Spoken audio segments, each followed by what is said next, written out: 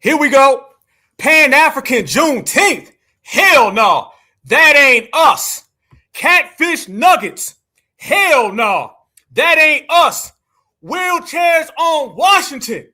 Hell no. That ain't us. But them certified regulators. You damn right. Foundational Black Americans, stand up. Let's go to work. Tupac, let them know. I don't care what y'all think. If you whatever the fuck you think you are. And until we own some shit, I'ma call it like it is. How you gonna be a man and we starving? Go ahead. You know? And you can walk by 5 different houses, ain't a man in either one of them motherfuckers. How we gonna be a man? How we gonna be African Americans? And we out here dying. We thugs and we niggas until we set this shit right. Trust me when I tell you that shit.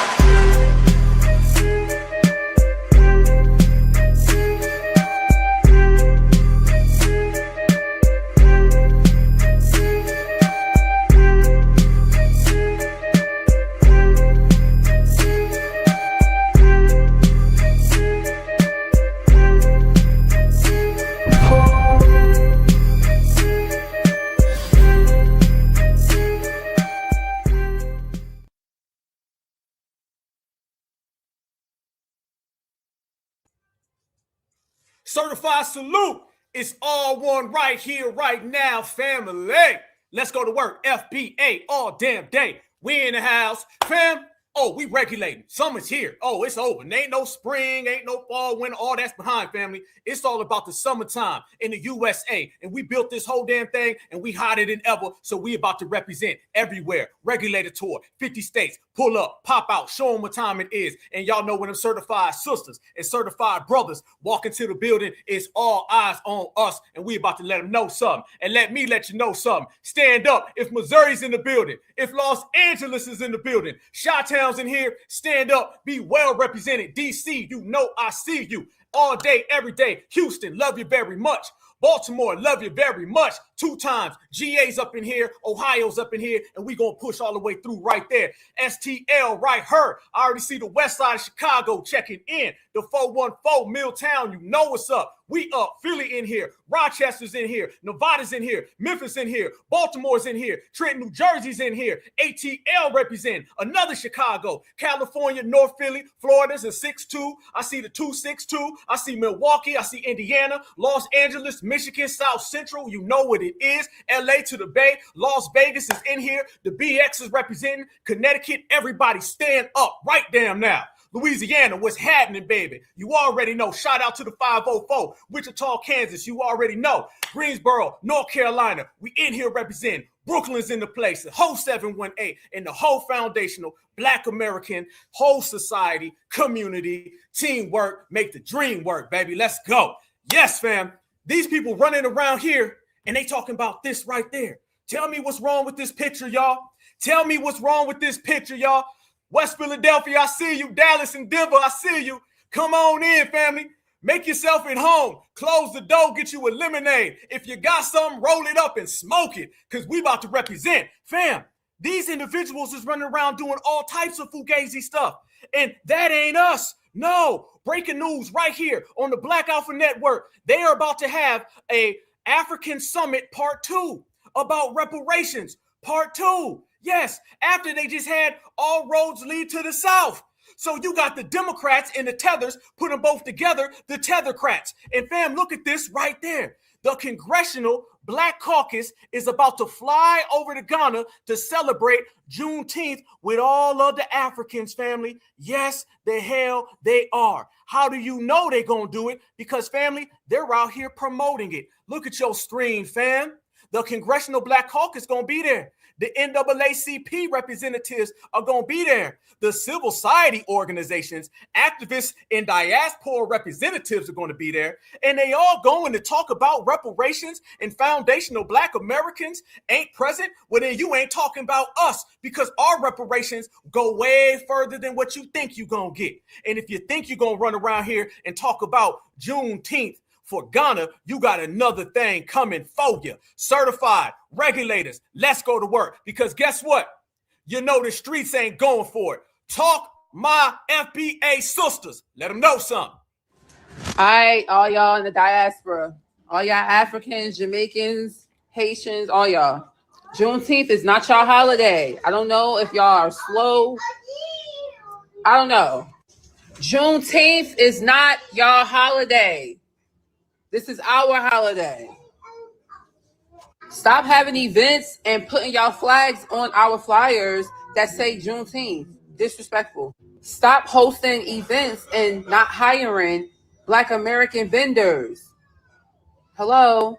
Stop saying only Afro beats and reggae will be played. Like, that's not our culture.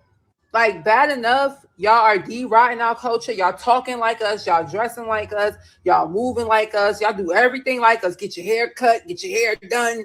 Everything. They throw y'all in our neighborhoods.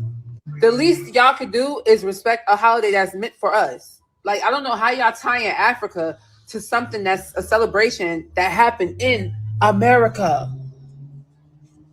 Like, y'all just always censoring yourselves when it's no point in y'all being any censor in our universe, sweetie. Like, stop. Juneteenth is a Black American.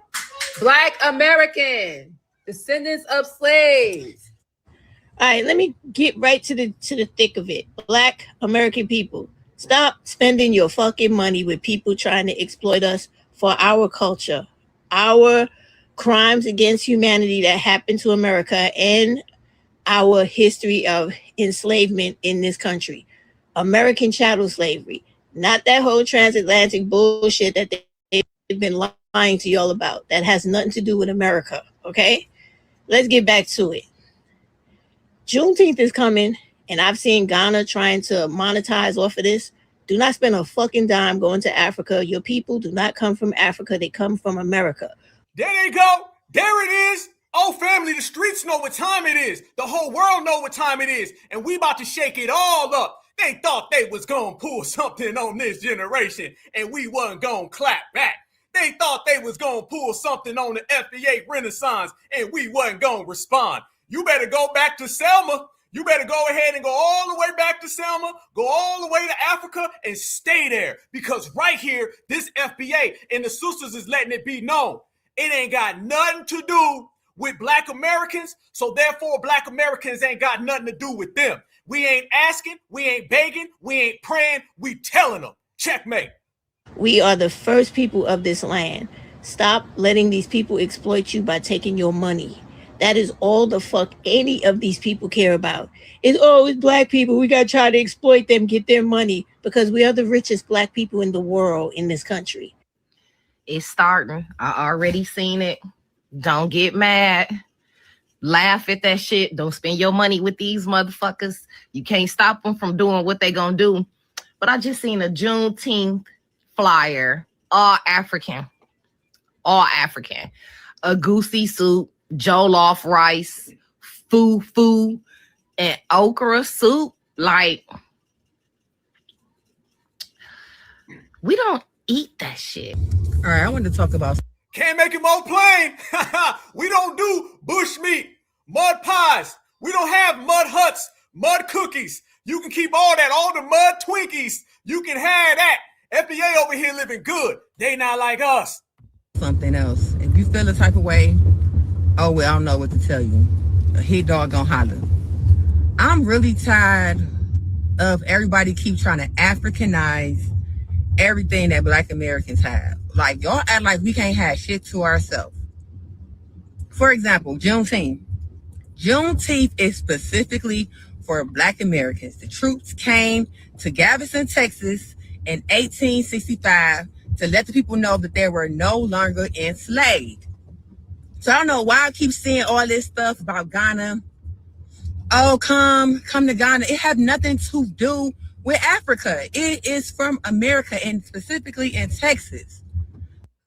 There you go, family. There you go. Specifically, Texas, right here in the United States, FBA only, bottom line. No shorts, no losses, no exceptions.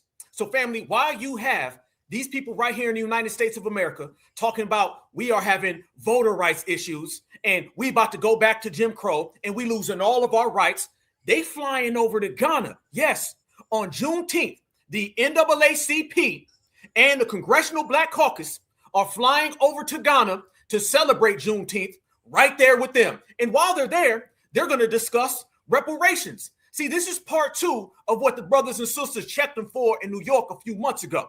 And see, since we made the block hot for them right here in the United States, they feel they got to fly over there where it's safe. One more time.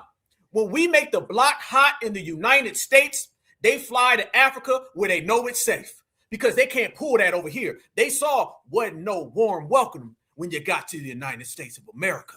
You weren't going to put reefs down and make it look like you all about us. Never that. This is certified foundational Black America. And from this moment forward, y'all, we going to let the world know because we ain't playing no games. See, the game now is everybody wants to act like they're us and just pretend they don't see us. I bet you do. I bet you see us live and in living color because we going to be pulling up and popping out. And from what I'm seeing, brothers and sisters is doing exactly that. So everybody better go find a safe place and somebody to play with because FBA don't play them games. And y'all know we about to represent. On this day right here, I need all my certified regulators to stand all the way up. This summer belongs to FBA.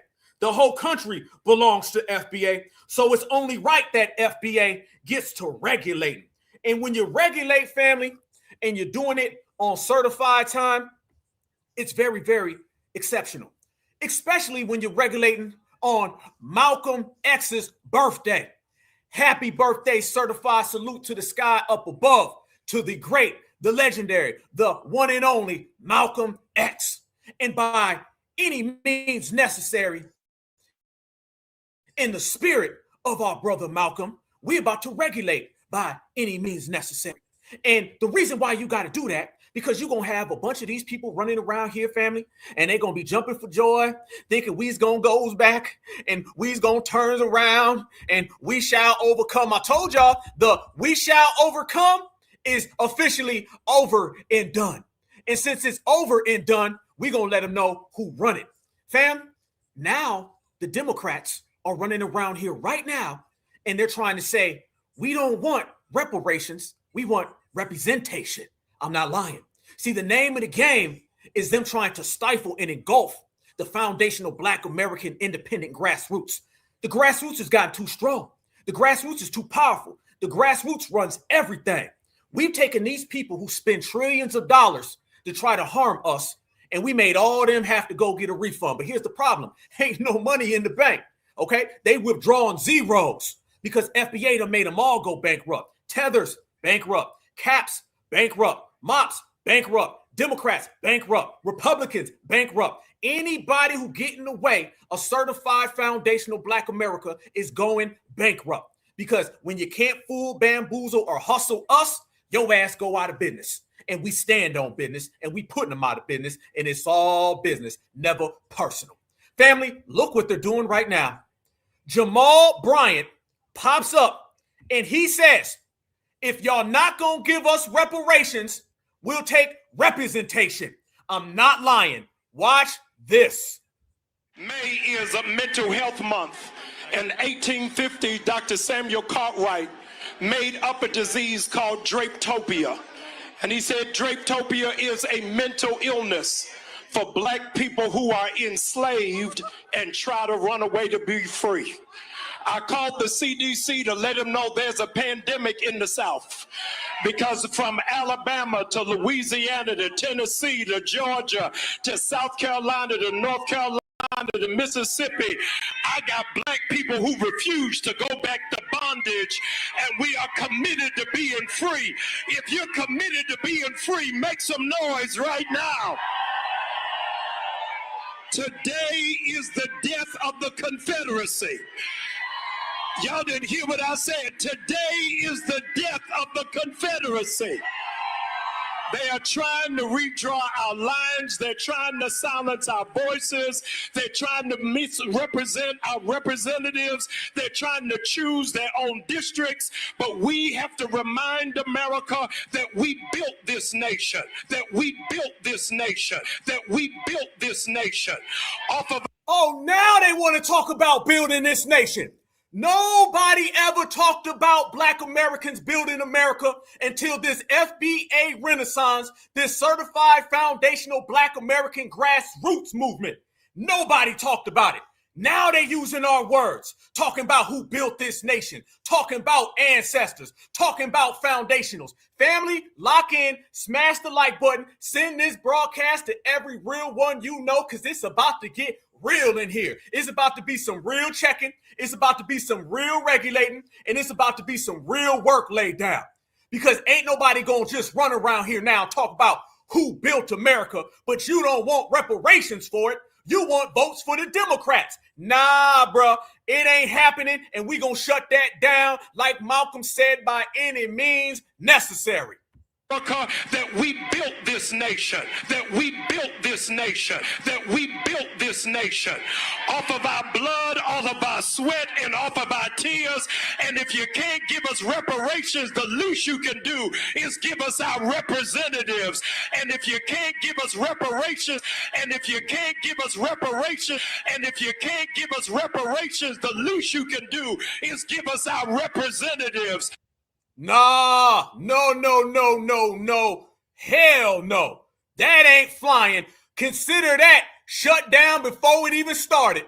Tears, and if you can't give us reparations, the least you can do is give us our representatives. And if you can't give us reparations, and if you can't give us reparations, and if you can't give us reparations, the least you can do is give us our representatives.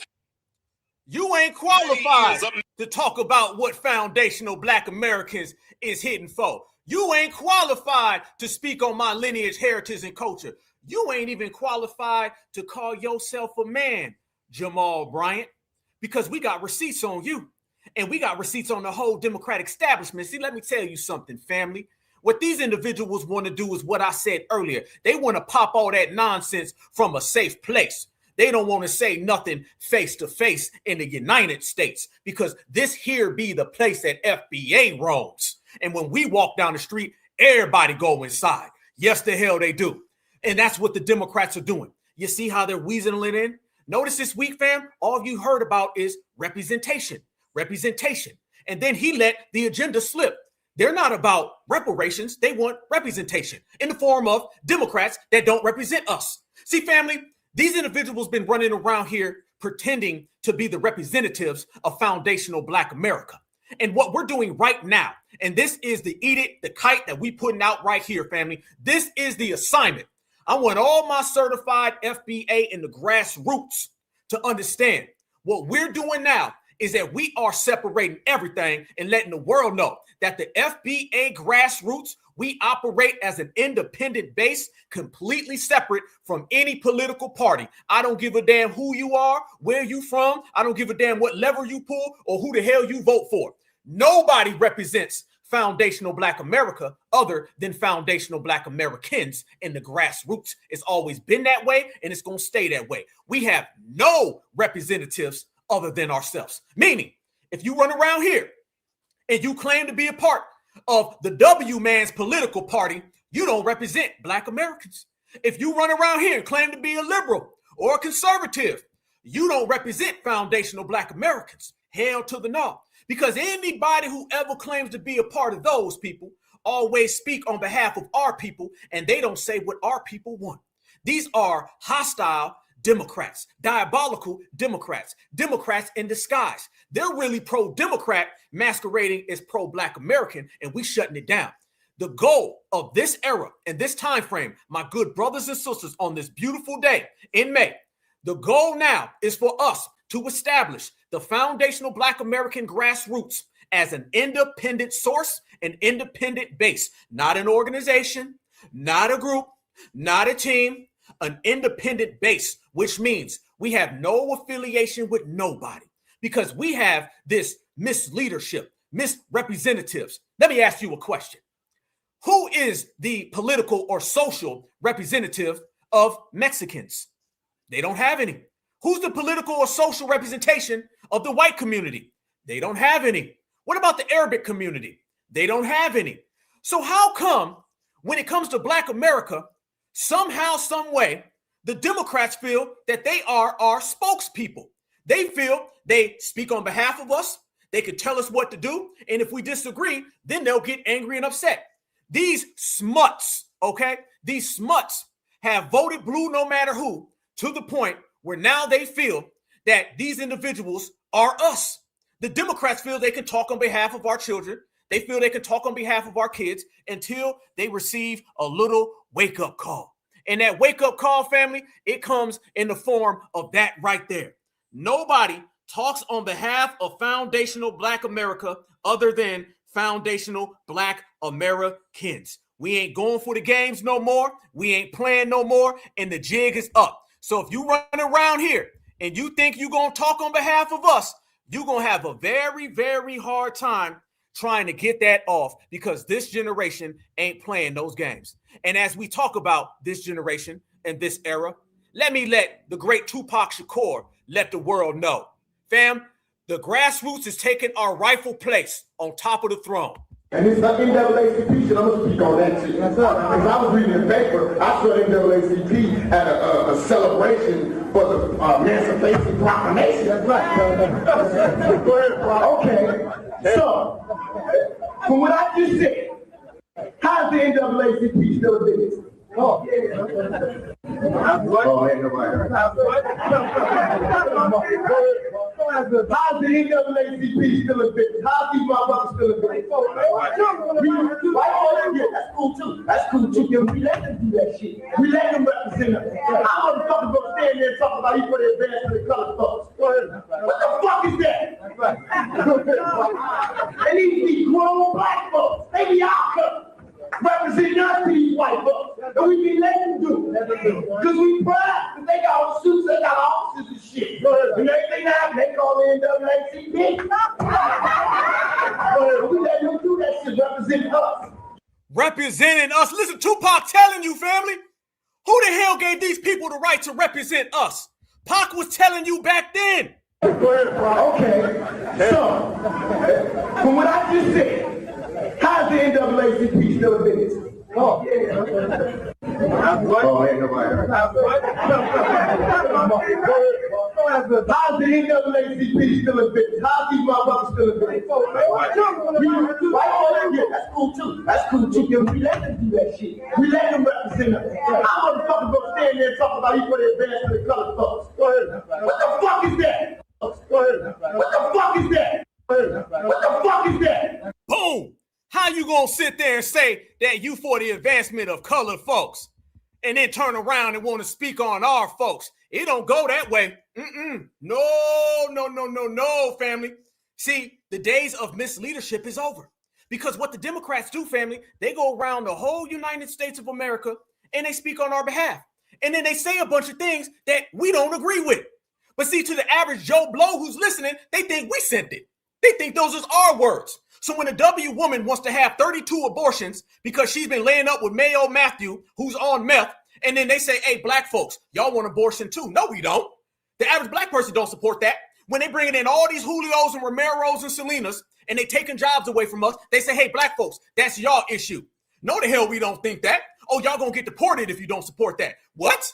And now they running around here trying to save their jobs, saying that that's our problem. Fam, on one hand, they're telling us that today is election day and we need to all go out and vote. Just yesterday, they told us we lost voter rights. They contradict themselves. They don't even make sense because they're that used to lying and being a bunch of Democratic hoax and running around here and being false representatives of us. It's over with, fam. You're not going to go to Africa and represent African reparations in our name, knowing damn well here in the United States of America, you don't support lineage-based reparations. How the hell can somebody be against lineage-based reparations in the United States of America for black Americans, but you for diaspora reparations to the point where you flying over there to support them? So you support foreign Africans, but not foundational black Americans. And then you get on stage and talk about how we built this country. So we built this country, but you don't want reparations, you want representation. But Africans ain't built a damn thing in America, but you want to fly over there and help them get some reparations. Them days is over with, family. It's the finale. Anybody who got playing in their mind, you got about 2 seconds before them regulators kick that damn dough in. We not playing these games no more. This is why foundational black Americans be stuck in our position and we can't get things. Speaking of not being able to get things, how many of you guys seen this right here? Look at your screen. Family members of January 6th defendants are about to get payouts. They're about to get money. Yes, the family members of the insurrection are about to get some money. Family, I thought they couldn't do nothing for us specifically. Looks like Donald Trump and the Republicans can. Look like that went through real good. That looked like that worked without a hitch. Oh yeah, while we sit here and we have people tell us that we can't get a damn thing. You can't get a hate crime protection. You can't get reparations. You can't get specific policy. You can't get a dollar bill. But these folks is getting reparations for January 6th that just happened a few years ago. And I guarantee you, you won't see the Republicans making an excuse of, they blocked it. We tried, but it was blocked. You see how the Republicans don't use the they blocked it excuse and things go right off without a hitch? You see why we say to hell with the Democratic Party and anybody else who's got a problem? Look how fast reparations went through for them.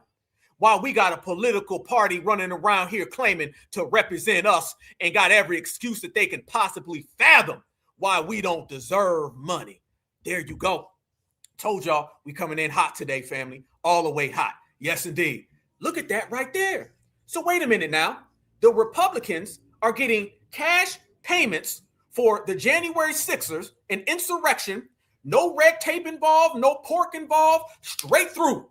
While the Democrats tell us every excuse in the book how we can't get nothing specifically. We can't even get a hate crime protection. We can't get one simple policy specifically because the Democrats go out their way to tell Black Americans that ain't how the government works. Looks like that's how the government works right there. And notice how the Democratic Party always says that the Republicans stopped them and blocked them, but the Republicans don't ever say that the Democrats blocked them. Let me tell you something, fam. If the Republicans always block the Democrats, that means that the Democrats really are okay with it. But if the Democrats can never stop the Republicans, that makes it look like the Democrats are okay with what the Republicans are doing. Notice this, family. They don't ever stop the Republicans and block them. Could it be because the Democrats agree with the January 6ers getting that money? Yeah. There's a reason why the Republicans never run around and tell their number one voter bloc, we can't do anything because the Democrats blocked it. When was the last time you ever heard a Republican tell other Republicans they can't get something because the Democrats blocked it? They never tell them that because the Democrats are okay with everything that they get. The Democrats are okay with tangibles and payments and reparations going out to them. But when it comes to us, it's no can do because it's been blocked and stopped. Now you're going to be blocked and stopped from everything you do. Your little gatherings, your little committees, your little conventions, your little African diaspora reparations committees, all that's going to get stopped and blocked by us. How about we do the stopping? How about we do the blocking? How about we do the canceling? Tupac, right on back again, family. Watch this right here. Tupac, Malcolm X, and all of us today, we going to go right on down the line and show everybody how this ain't nothing more than a political theater and FBA ain't playing. Watch this. You got to be a Muslim to be at war, be a Muslim, but be at motherfucking war, and let's go fucking shoulder to shoulder start doing something. We can't do but so much marching, y'all. And I know y'all think it's right, but we can't. We've been marching for damn near 100 years. We've been marching for damn near 100 years. He said this in 1992. He said in 1992, we can only do so much marching. And they marching right now. We've been marching for damn near 100 years.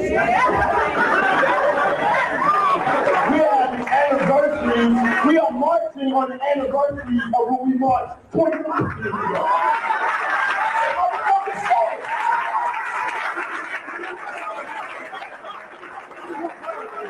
I'm 22 years fucking old. How am I telling y'all this shit? How is it getting to be like this? And then wonder why I went around calling myself a thug and a thug for life. Because we by ourselves. There you go. There you go. Right there. And family, soon as the damn cameras popped off, they ran right on back to Selma again. Fam, they live in Selma. Any problem, go to Selma. Fam, the same people that were doing all that damn marching back when Tupac was trying to tell them in 1991 are the same people marching right now trying to tell us what we need to do. Run on down to Selma. No, run you out of business. That's what we're doing, y'all. That's the energy and that's the vibration. How do we do it? We do it by popping up. Everywhere you see the Democrats pretending to be foundational Black Americans, I need to see about 10 foundational Black American brothers and 10 foundational Black American sisters there. Nothing gets the point proven more than when we're in the building, okay? When somebody's running around here and they're acting like they're speaking on your behalf, they can do that when you ain't present, but they can't do that when you step into that door. See, when Black Americans from the grassroots step into the place, they can't play no games. When we step up in the place, they can't act like they represent us. And that's been the problem. They sitting there having conversations about foundational Black Americans when ain't no foundational Black American present. And then people wonder why we don't ever get nothing. It's because we say we want reparations. The Democrats show up and say, no, they don't. They want illegal immigrants. We say we want a hate crime protection. The Democrats show up and say, no, they don't. They want kisses and hugs and a free Uber ride and a DoorDash. We show up and say, hey, can we get one simple policy? They show up and say, I represent Black America. They can't have nothing. You never allow a political party to be your lineage representatives. Fam, tell me where a political party is the spokesperson or the representative for a lineage of people. And you can comb the whole planet Earth. Nowhere in the world is that a practice except for right here in America with the Democrats that run around here and act like they are our spokespeople by God. These are shadow dictators, family. And these people have voted blue no matter who, to the point where they've tangled and intertwined our lineage with a political party. A political party is not a human being. A political party is not a person. A political party is a political party on paper that's ran by the white man. That is not 50 million foundational Black American brothers and sisters. Okay, it's not your family member. It don't pay your bills. It doesn't help you when you're down bad, when you're upset, when you hurt. The Democrats don't do nothing. They're a political party. You vote for them every 2 to 4 years, keep it moving, or you don't vote for them. That is it. Somewhere along the line, the Democrats have become a religion to these Black folks. And they're going to be out here on that religion tip forever until now. See, we're not going for it because we understand it. The first step is understanding it. The next step is checking it. Fam, we've been understood it. So you already know what the next step is, G-checking. And there's only 2 checks that matter, the reparations check and the G-check. And both of them are highly, highly active. Look at this right here, family. They're running around here and they're using our words. Yes, you already heard them talking about reparations. Now watch AOC, or excuse me, AOTeeth. Watch her talk about pulling up. Now they're talking about pulling up. When we talk about pulling up, now they're talking about pulling up. Watch it, y'all. Make sure that we all understand that Montgomery is not alone. That you all are not alone. And for all of those watching today, when they ask, what do we do in this moment? I feel helpless. What action can I take? It is time for the North to pull up to the South. It is time for New York to pull up to Alabama. It is time for all of us to come to Georgia, to Louisiana, to Tennessee, to Mississippi, and let them know exactly what they have uncorked with this injustice. They think they can draw us out of power. They do not know the sleeping giant that they just awakened. This. No man can grant us our humanity. No law can erase it. No king, no system, and no president can strip it away, Ebenezer. Because it is not given by man, it is ordained by God. Here goes another fake preacher, y'all. Somehow she got a Southern accent. It is not by man, it's by God. By God, it's for all of us. Here we go again. These people think that we are their property. It away, Ebenezer. Because it is not given by man, it is ordained by God. Thank you, Ebenezer Church. Kamala 2.0. You better thank a union member. You better thank a union member playing in your face. Hillary with hot sauce. All of this is donkey 60-year playbook over and over and over and over again. And then they ask, what the Republicans do? They don't come to the hood and lie to you. Like the homie said, they don't come looking for you. If you vote, you vote, man. It's that. The Black vote didn't get Trump in, man. If you vote, you vote. They not coming to look for you, playing your face, cosplay, and do all of this, dress up in dashikis and all of that, and think a union member, and y'all keep going for it. Straight donkeys. Not gonna get to this AOC and this old clown black that acting like he's Timu, Martin Luther King. I'm sick of these bastards. I'm sick of how they are. I'm sick of them trying to stir the pot and cause some hysteria, chaos with blacks that don't seem to understand your vote cannot be taken if you are a natural born American citizen. Let's get to this heifer here, AOC. Time for the North to pull up to the South. It is time for New York to pull up to Alabama. It is time for all of us to come to Georgia, to Louisiana, to Tennessee, to Mississippi, and let them know exactly what they have uncorked with this injustice. Who the hell do you think you are? I'm gonna tell you why y'all mention all the southern states, because y'all think we don't have no sense. We got plenty of professional people in the South. Just like Jasmine Crockett said that we were poor, Texas poor, Georgia poor, and everything. I'm gonna tell you blacks something in these states. This is how Democrats think of us. This is how they've always thought of us. They gave us welfare so they can make us shut our mouths up. They gave us all this housing and projects so we could get somewhere and be good little girls and good little boys. And then they get over here and they take to the TVs and they try to humiliate us to our face. And then you're going to have some up blacks that are going to turn around and still allow this damn ignorant rhetoric to go forward and stuff. They're still going to have some delusional ass blacks that's going to have a reason to still promote and go and back these damn people up. You know what she said? She said it's time for the North to come to the South. You got some ignorant people in the North. What the are you talking about?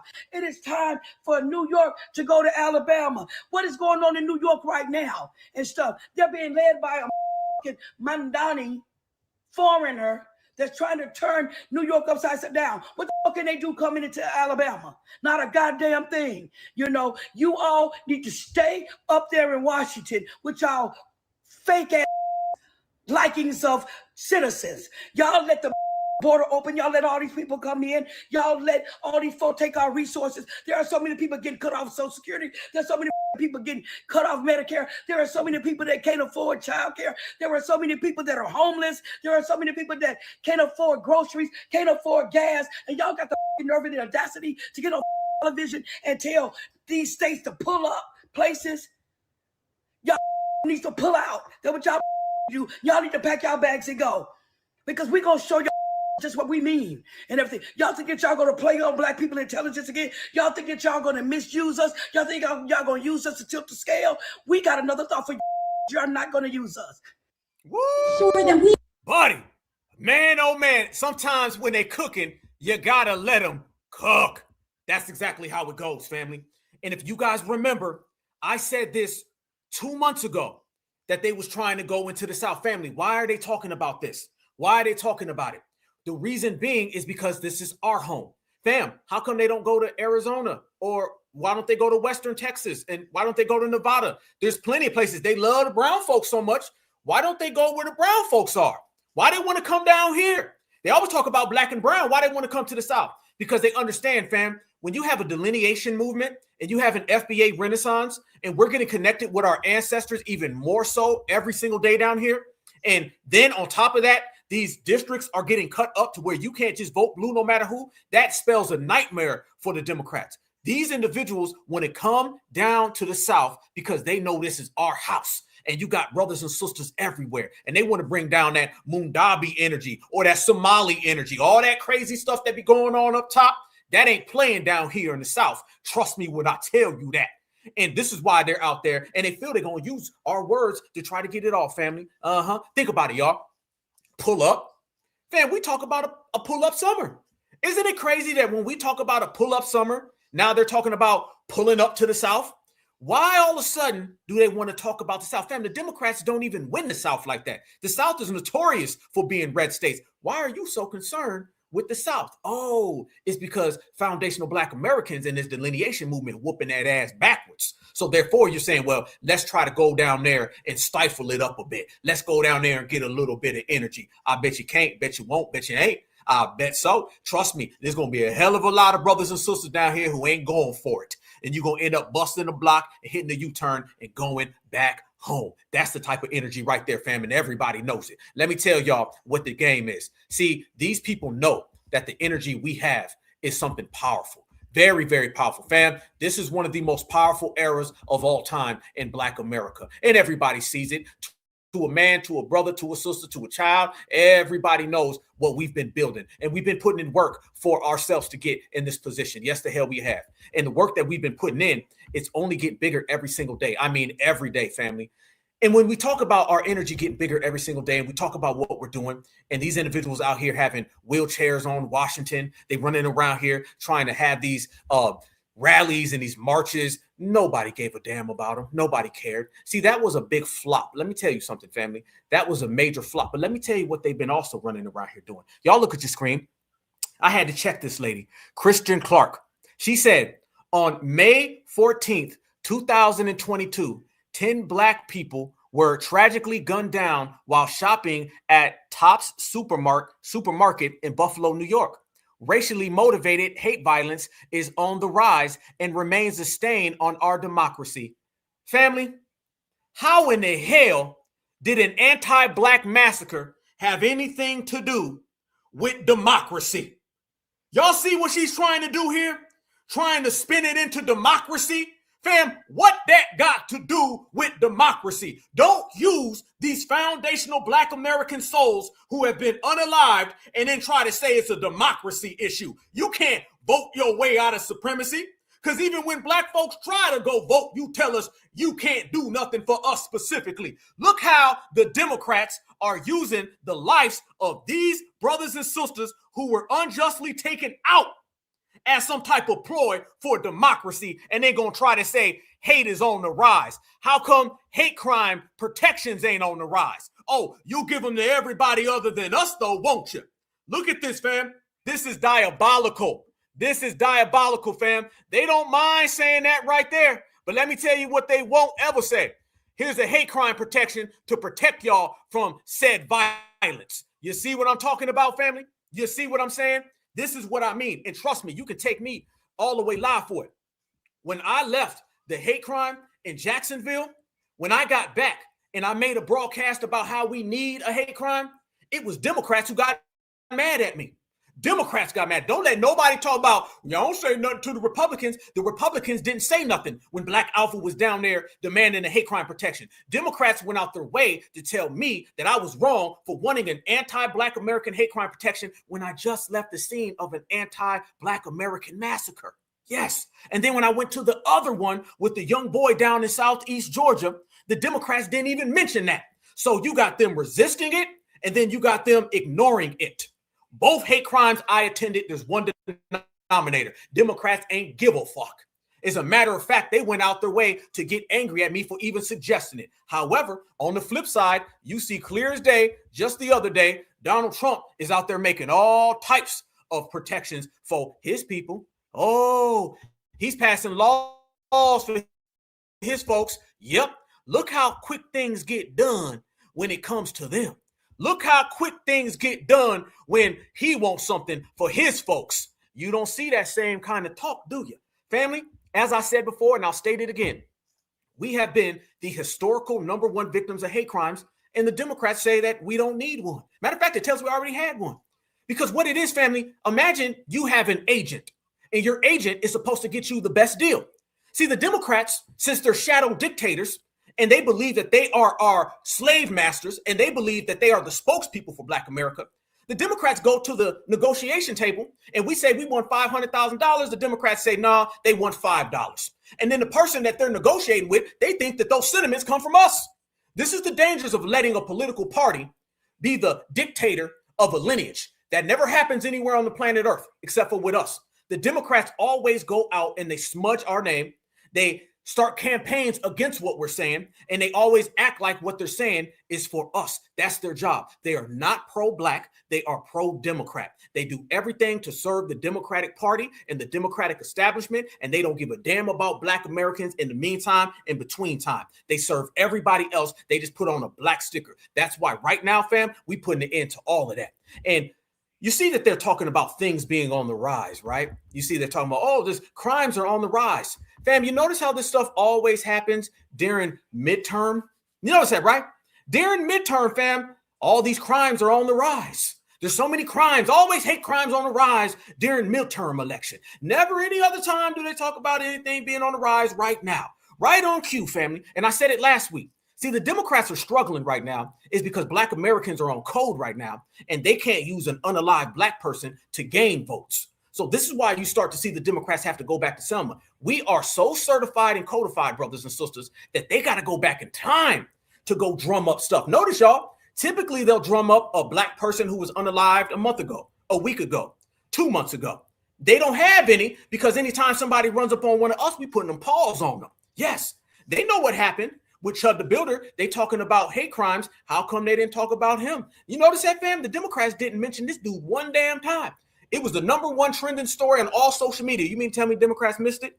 And like I told y'all before, Democrats know what Chud the Builder was doing. They were monitoring the situation, and they were hoping that he unalived one of us. Democrats weren't going to say anything about Chud the Builder unless Chud the Builder took one of us out. Then they would have popped out and said something. See, us being codified, we're not playing the victim in this era. Notice this, fam. For all the stories you've seen about a black person who was unalived, pulled over, taken out, they got a black person walking to the store, they got a black person who went to go get some Skittles and an iced tea. You don't hear those stories no more. Instead, you see brother knock somebody the hell out. Brother ran up in the store, threw somebody in a chokehold. Brother resisted the assaulter, resisted the assailant. Brother put hands on the supremacist. Sister put hands on the supremacist. Notice how in this era, the stories have shifted. So therefore, we're not feeding the engine of the Democratic Party's supremacist hoax on us. So therefore, they got to go back to Selma. Family, they don't want to go back to Selma. They want to go find a local black person and say, hey, look what happened. But there ain't none because all the stories got us winning. Yes, the hell they do. So they're trying to drum up support. How many of you guys seen this story right here? Look at this, family. Y'all heard about that black grave site? They said somebody spray painted Donald Trump on a coffin or on a tombstone. Did y'all see that? Look at Benjamin Crump, who don't say nothing about black folk, and that he can go get him $20 and he can help Trayvon Martin. When Mushmouth Trump came out, notice this man ain't said nothing about modern hate crimes. Remember, they only talk about hate crimes after we're gone. Did y'all hear about this story right here? Fam, I don't believe it. I don't buy it for one damn second. I believe the Democrats are right now. No, let me see y'all face. Let me see y'all face. Hold up. Wait a damn minute. I need to see y'all face real quick. I believe that the Democrats right now are going around and they're trying to conjure up fake racial stories so they can get some type of energy, so they can feed their race baiting machine to get black folks to go vote for the midterms. It's like clockwork, family, okay? It's like a bus. You miss one, you catch the next one every hour on the hour. I don't believe it. I'm going to tell you now, I don't believe it for one damn second. I believe that the Democrats are behind all of this stuff, and I believe they're going around and they're trying to come up with fake stories to put black folks in the victim light, where black folks, we ain't playing victim. We playing winner, okay? Which means we putting paws, hands, feet, everything on you. You want us to be the victim because victims vote blue no matter who. But when you see us as the victors who say, hell no, no tangibles, no vote, that upsets them. Yeah. See, the victor and the victim got two different mentalities. And they're not going to convince us to be on the loser side when we better over here on the winner side. I don't believe it. I feel they're going around conjuring up all this stuff, family. I believe that the Democratic Party is right now trying to come up with things. You mean to tell me this happened and somebody spray painted Trump? They spray painted Trump on something? Nah, watch this. Unfathomable. Tyree Rome couldn't believe the condition of 17 graves the sheriff's office says were vandalized. This is like a family graveyard, honestly. And to see how it's been decimated, it's heart crushing. But you can see a casket Some concrete crypt tops are off their base. Others have been smashed to pieces. Hatred. That's the only thing that can come to mind is hatred. Edward Bailey's great aunt is buried here. He says he rushed over tonight after seeing a local Facebook Live from people he knows. You have to be angry at something like this, but then you also have to feel just remorse for anybody who does not know whether or not their family member can no longer be laid to rest. I won't stop until you're in jail or you're punished for what happened. Stop. Family, watch where this lady's from. Watch who she represents. One of the first to sound the alarm was Tracy Washington, president of the Manatee County NAACP.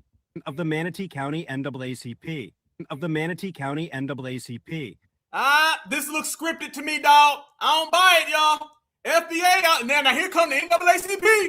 Here's the NAACP right on the spot. Somebody shows up in midterms, goes to a local gravesite, spray paints Trump on a tombstone, and then the NAACP member pops up. Nah. Who has several family members here, including her brother. So what I'm asking for right now is for a full, transparent investigation.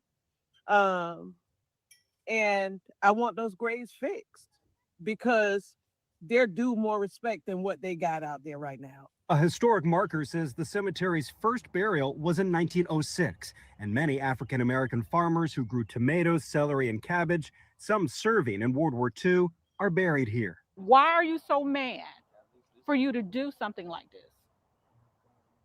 I don't know. I don't buy it, y'all. I'm sorry. Bullshit. I'm sorry. I call BS. That little, why are you so mad? Why are you so mad? You wouldn't be saying that if you know damn well what happened. It wouldn't be no, why are you so mad? Funny fam, now they don't understand supremacy. Any other time they want to give us a crash course in supremacy. Now it's, why? Why are you so mad now? I don't get why you would do or something like this now. Some serving in World War II. Trump, fam, really? Fam, come on, dog. Brothers and sisters, come on, fam. Somebody put Trump on it. Really, they didn't put the KKK. They didn't put no supremacist organization. They put Trump. They put Donald Trump on it. Don't buy it for 1 second. Are buried here. Why are you so mad for you to do something like this? I don't know. I just think that's sad. The Manatee County Sheriff's Office is actively investigating this case. They ask anyone with information to give them a call. Live in Palmetto, Chris Hurst. Stop. No. Hell to the no. Fam, let's get real in the field, okay? Because we in here. Listen, this has happened before. Yes, brothers and sisters, this actually happened about a year ago. You guys don't remember the story where the lady put a fake noose on her table and she's trying to make it look like it came from somebody. In reality, she was the Democratic shield. Yes, family, this ain't the first time this has happened. This all really started to kick off as soon as Donald Trump became president. This all goes back to the blame the Republicans. Fam, the blame Republicans thing isn't just about not giving us a hate crime protection or not giving us reparations. They blame everything on the Republicans because, like I said, the Republicans are the Democrats' bestest buddies. How about this right here? Look at it, fam. This is it right here. Watch this, fam. This is them doing another hoax. Breaking news tonight. Rhodes College says the person who left racist messages on campus has now admitted to leaving those messages. They were discovered earlier this month near the National Pan-Hellenic Council Plaza, which is the only space on campus that pays tribute to the historically black sororities and fraternities at Rhodes. The signs led to a silent protest last week there in the library. In a statement, Rhodes says the perpetrator reported the act with the intention of placing the blame on someone else. That person has since taken responsibility for the message. This matter has caused enormous pain to our community, and we are taking appropriate steps to hold this individual accountable, including all legal avenues that may be available to us. There goes hoax number one. Statement from Rhodes College tonight. Well, as we know, dozens of folks voiced outrage in front of Allentown City Hall today. This is an investigation that is continuing into an item resembling a noose that was reportedly found on a city employee's desk. And our Nikki Dementri is got the latest now. She's in Lehigh County with reaction from the city and community leaders about this investigation. When Black lives are under attack, what do?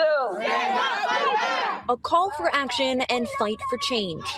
We will not be silenced. Community members and leaders made their voices heard in front of Allentown City Hall Monday afternoon. Just to think that people have to go to work in fear for their lives. Since Friday, Allentown police continue to investigate an item resembling a noose found on a city employee's desk. This egregious act is not just an affront to one individual, but it is an attack on the entire community.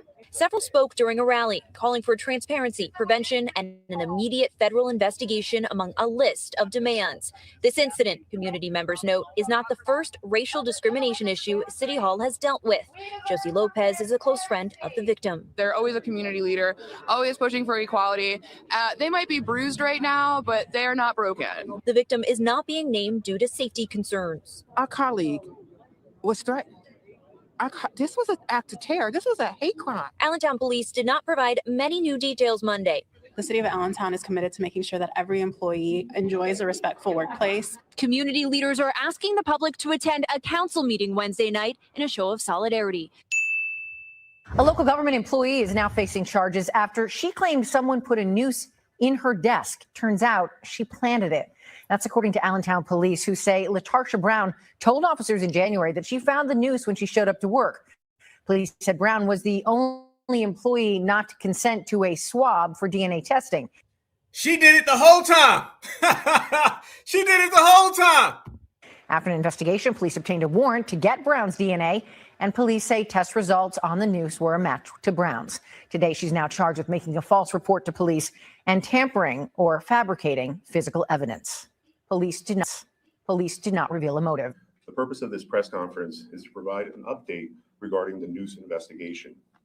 I want to take a moment to thank the following agencies who assisted in this case: Lehigh County District Attorney's Office, the Pennsylvania State Police Crime Lab, and the Federal Bureau of Investigation. The Allentown Police Department conducted a thorough investigation, including interviews with persons, analysis of evidence, and consultation with the District Attorney's Office of Lehigh County. As a result of the subsequent investigation, LaTarsha Brown was charged with tampering with or fabricating physical evidence, a misdemeanor of the second degree, and false reports to law enforcement, a misdemeanor. There you go. Is she a Tether fam? I see Tether in the chat. Is this person a Tether? Is she a Tether fam? Is that what it is? I don't know. Y'all got to let me know something. Y'all got to let your boy know, because if it's Tether, it's Tether. Okay? I need to know if we rocking with a Tether, because the Tether got to be seen. There we go. Hold up. Wait a minute. There they go. Here we are. Let's go. Okay, there we go. Yes, fam, because I'm getting some Tether reports. If that's a Tether, y'all please let your boy know. Okay? Because the Tether-isms will not be tolerated. And we know Tethers when we see one. Is that a Tether? Okay, y'all saying she looks Haitian? I'm going to let y'all see that. Go ahead and look at it. The forehead is kind of funny looking. You know what I'm saying? The forehead look really odd. Little odd shape right there, kind of trying to. That looks very interesting to me. Very interesting. Fam. So what we're talking about here now is, yes, okay, we good. All right, boom. See, whoa, there we go. All right, yes, all right, fam. These individuals think they slick. What the problem is now is when you start dealing with these Democrats, these individuals are Caribbean. Okay, yep. All right, yes, looks like, yeah. They go to Tethercrats, fam. It's typical Tethercrat energy, y'all. It's Tethercrat energy. You know when you see a Tethercrat, you're going to see a Tethercrat every time you turn around. Tethercrats is going to be popping up. And yeah, the wig was crooked. Yeah, that wig, yeah. Okay, so there you go. Because that's really what the Democrats are, aren't they? They're just a bunch of Tethercrats. Because we all been known for the longest time that they've been bringing in these tethers, and these tethers have been here to try to replace foundational Black Americans, and foundational Black Americans haven't been going for all those Tether-isms, all right? We've been shutting it down. And see, the main thing, family, when they try to come out here and they try to represent us, and where they fall flat, is that foundational Black Americans, we a little different in this era. See, and you got to rejoice in it, y'all. You have to, because stuff like that is beyond pathetic. Stuff like that is why we let everybody know they are not our representatives, never at all. And the more they run around here and they pretend to represent foundational Black Americans, the more they find out the hard way. And family, they were out here singing and jumping up and down and doing their little songs, because y'all know that's all they can do. Sing a couple songs, dance around, yada, yada, yada, and it doesn't really make anything pop off. However, fam, did you see some of the songs that they were out here singing? Fam, I don't even know some of these songs, but do y'all know they got a John Lewis song? It's called I Got My Ass Whooped in Selma. It's called the Good Trouble Shuffle. It's the Good Trouble Shuffle. Y'all look at this right here. Look at this, fam.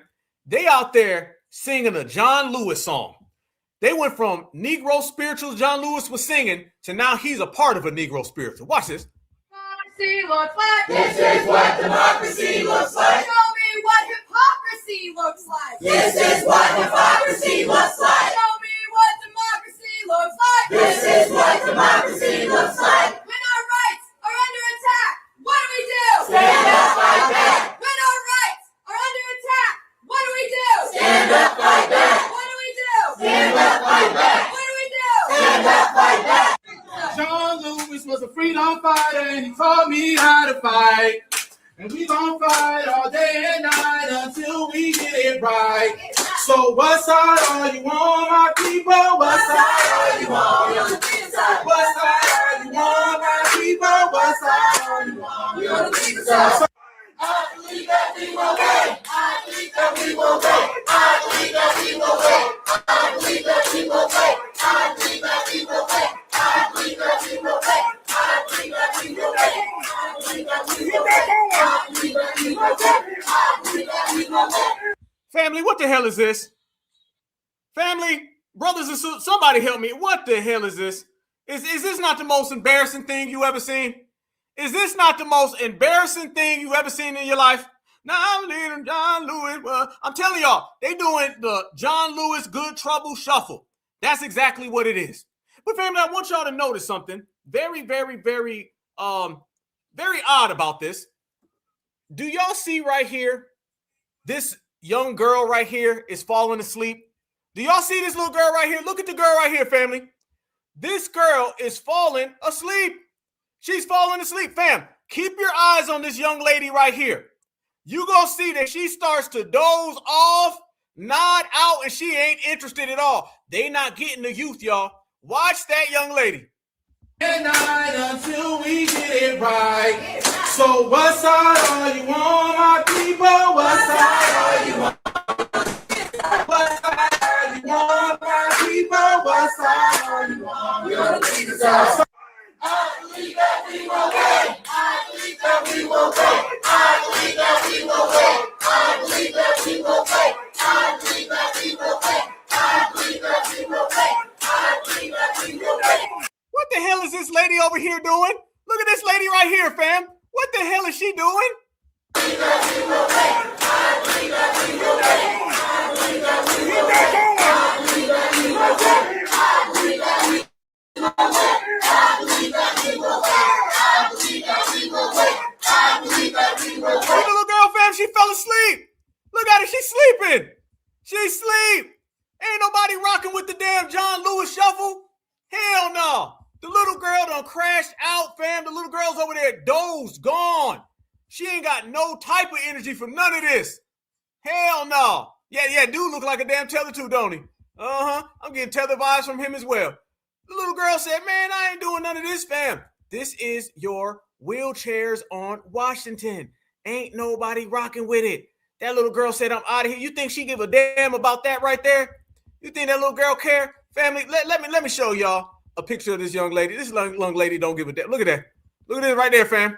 There you go. That's what happens with the John Lewis shuffle. Yeah. Look at that, family. That little girl done crashed all the way out. She ain't nowhere to be found right now. That young lady somewhere else, fam. She in a lot of places and it ain't there. They thinking the young folks want to hear this stuff. Young folks don't give a damn about that. Y'all better sit your asses down out here talking John Lewis, what about a fighter? He got his ass whooped on the bridge.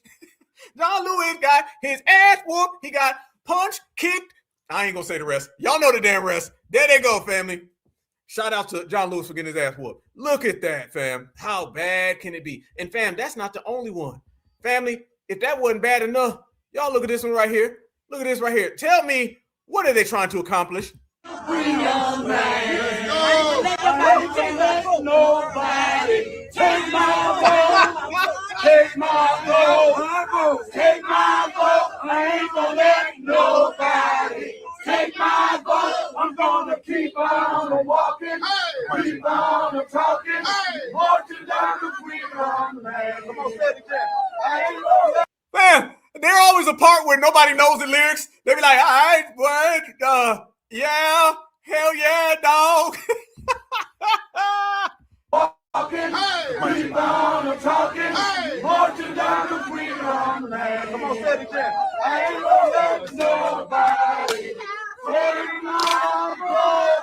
Oh, take my vote. Oh, take my vote.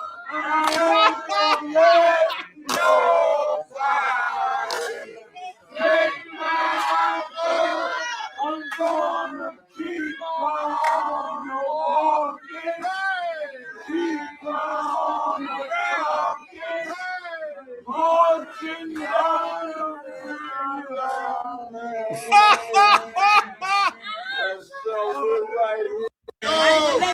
Y'all thought that was slow motion.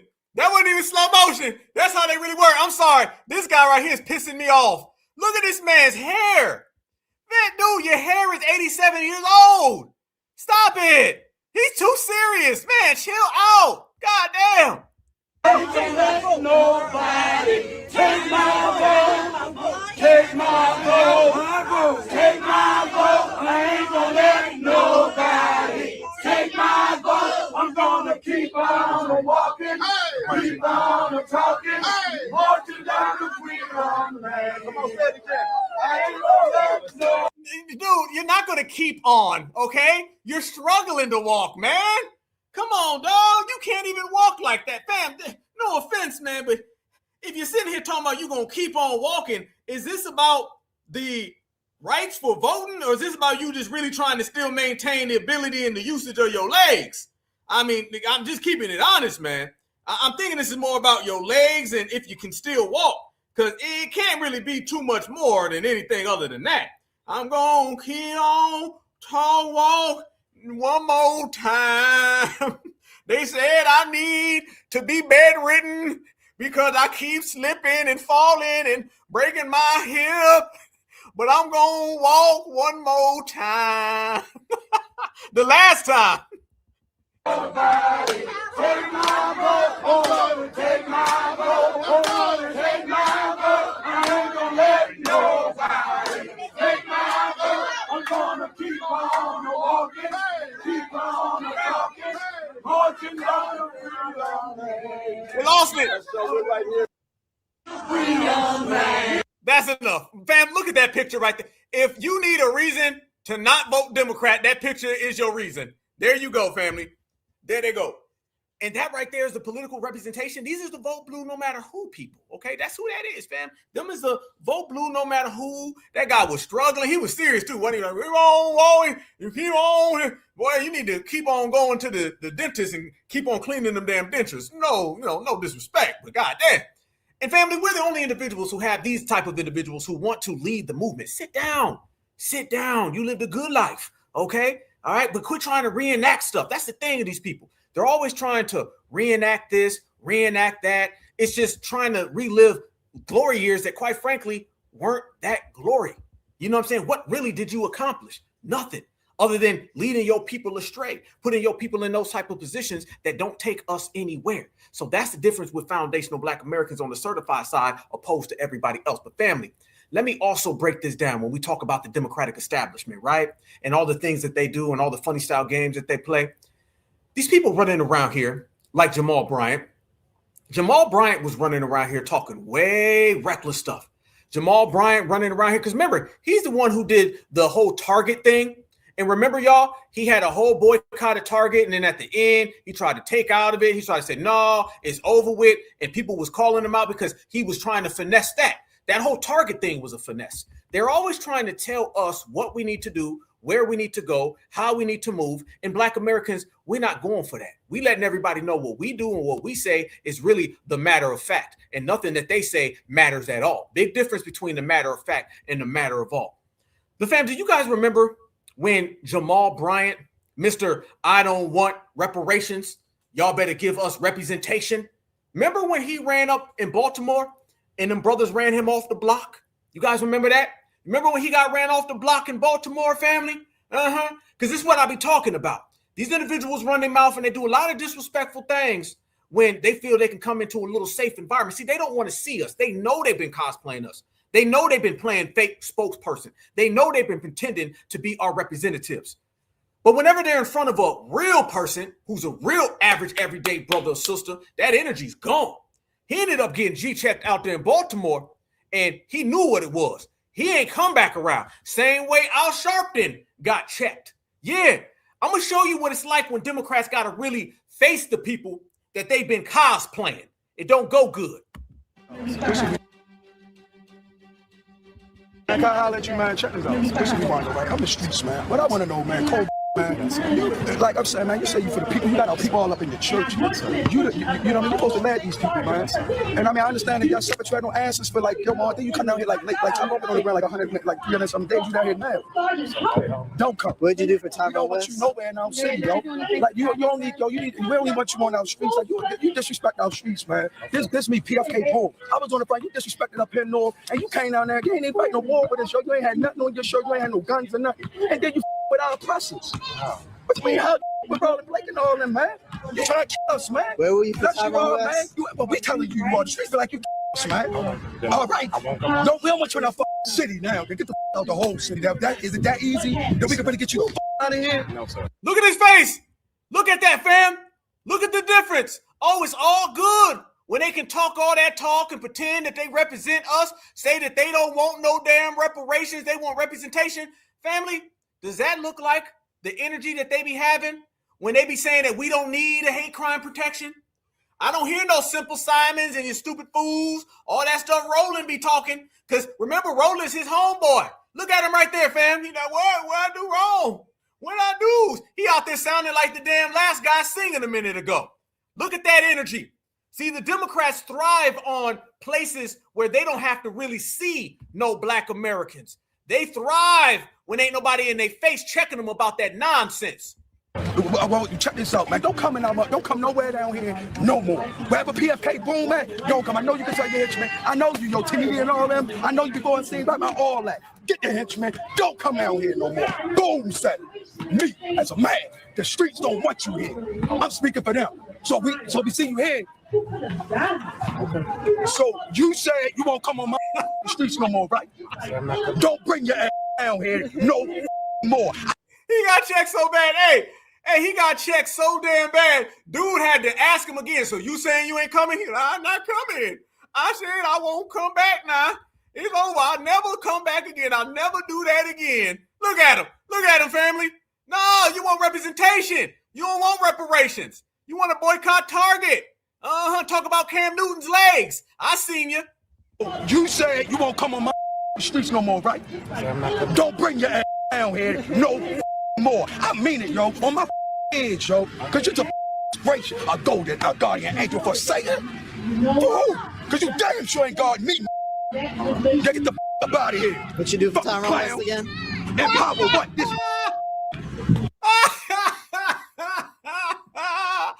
He was leaving quick, too. He leaving quick trying to make it look like he ain't running. You know damn well you running. Tyrone West again. Look at and Pablo, what? This.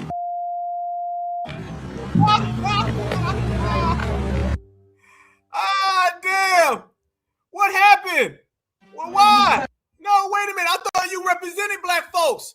I thought you was the representative. How you turn out to that right there? Jamal, come on. You got some explaining to do. You got some real explaining to do, homeboy. This is what happens when you act like you represent a lineage and y'all want to be shadow dictators. You ain't dictating a damn thing other than the direction you getting the hell up out of there. That's the only thing you dictating. Get the hell up out of here.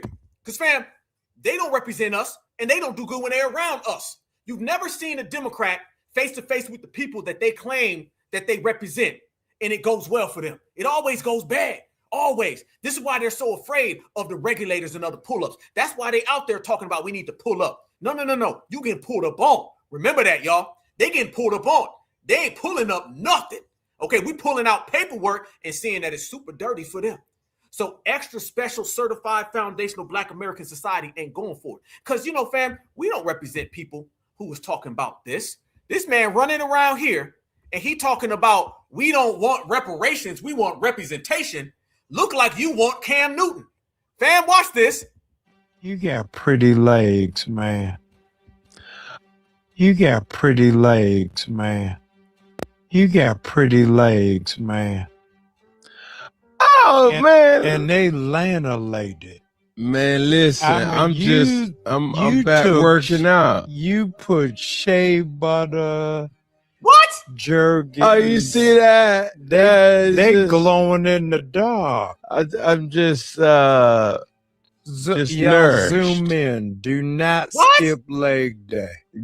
Don't do that. Do not. Don't do that. Sometimes you got to remind people, like, you know, it's okay.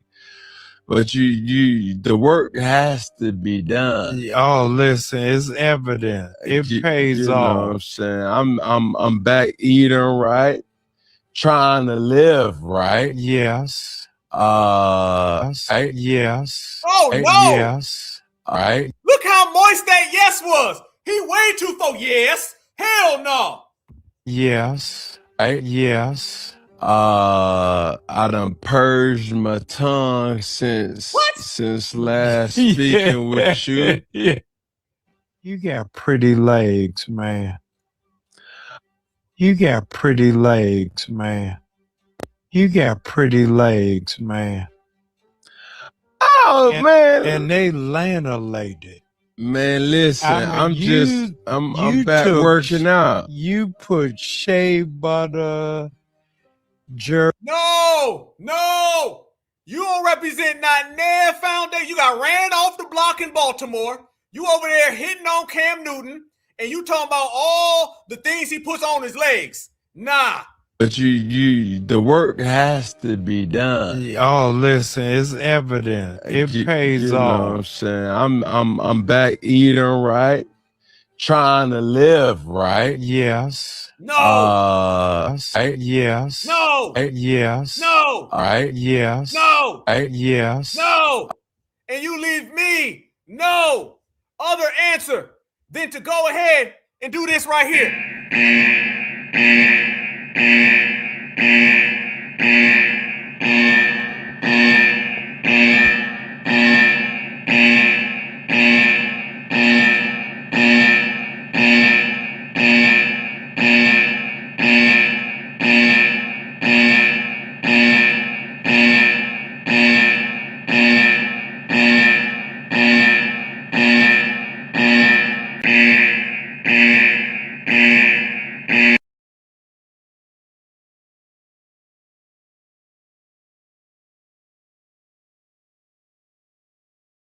Punk alert, punk alert, punk alert.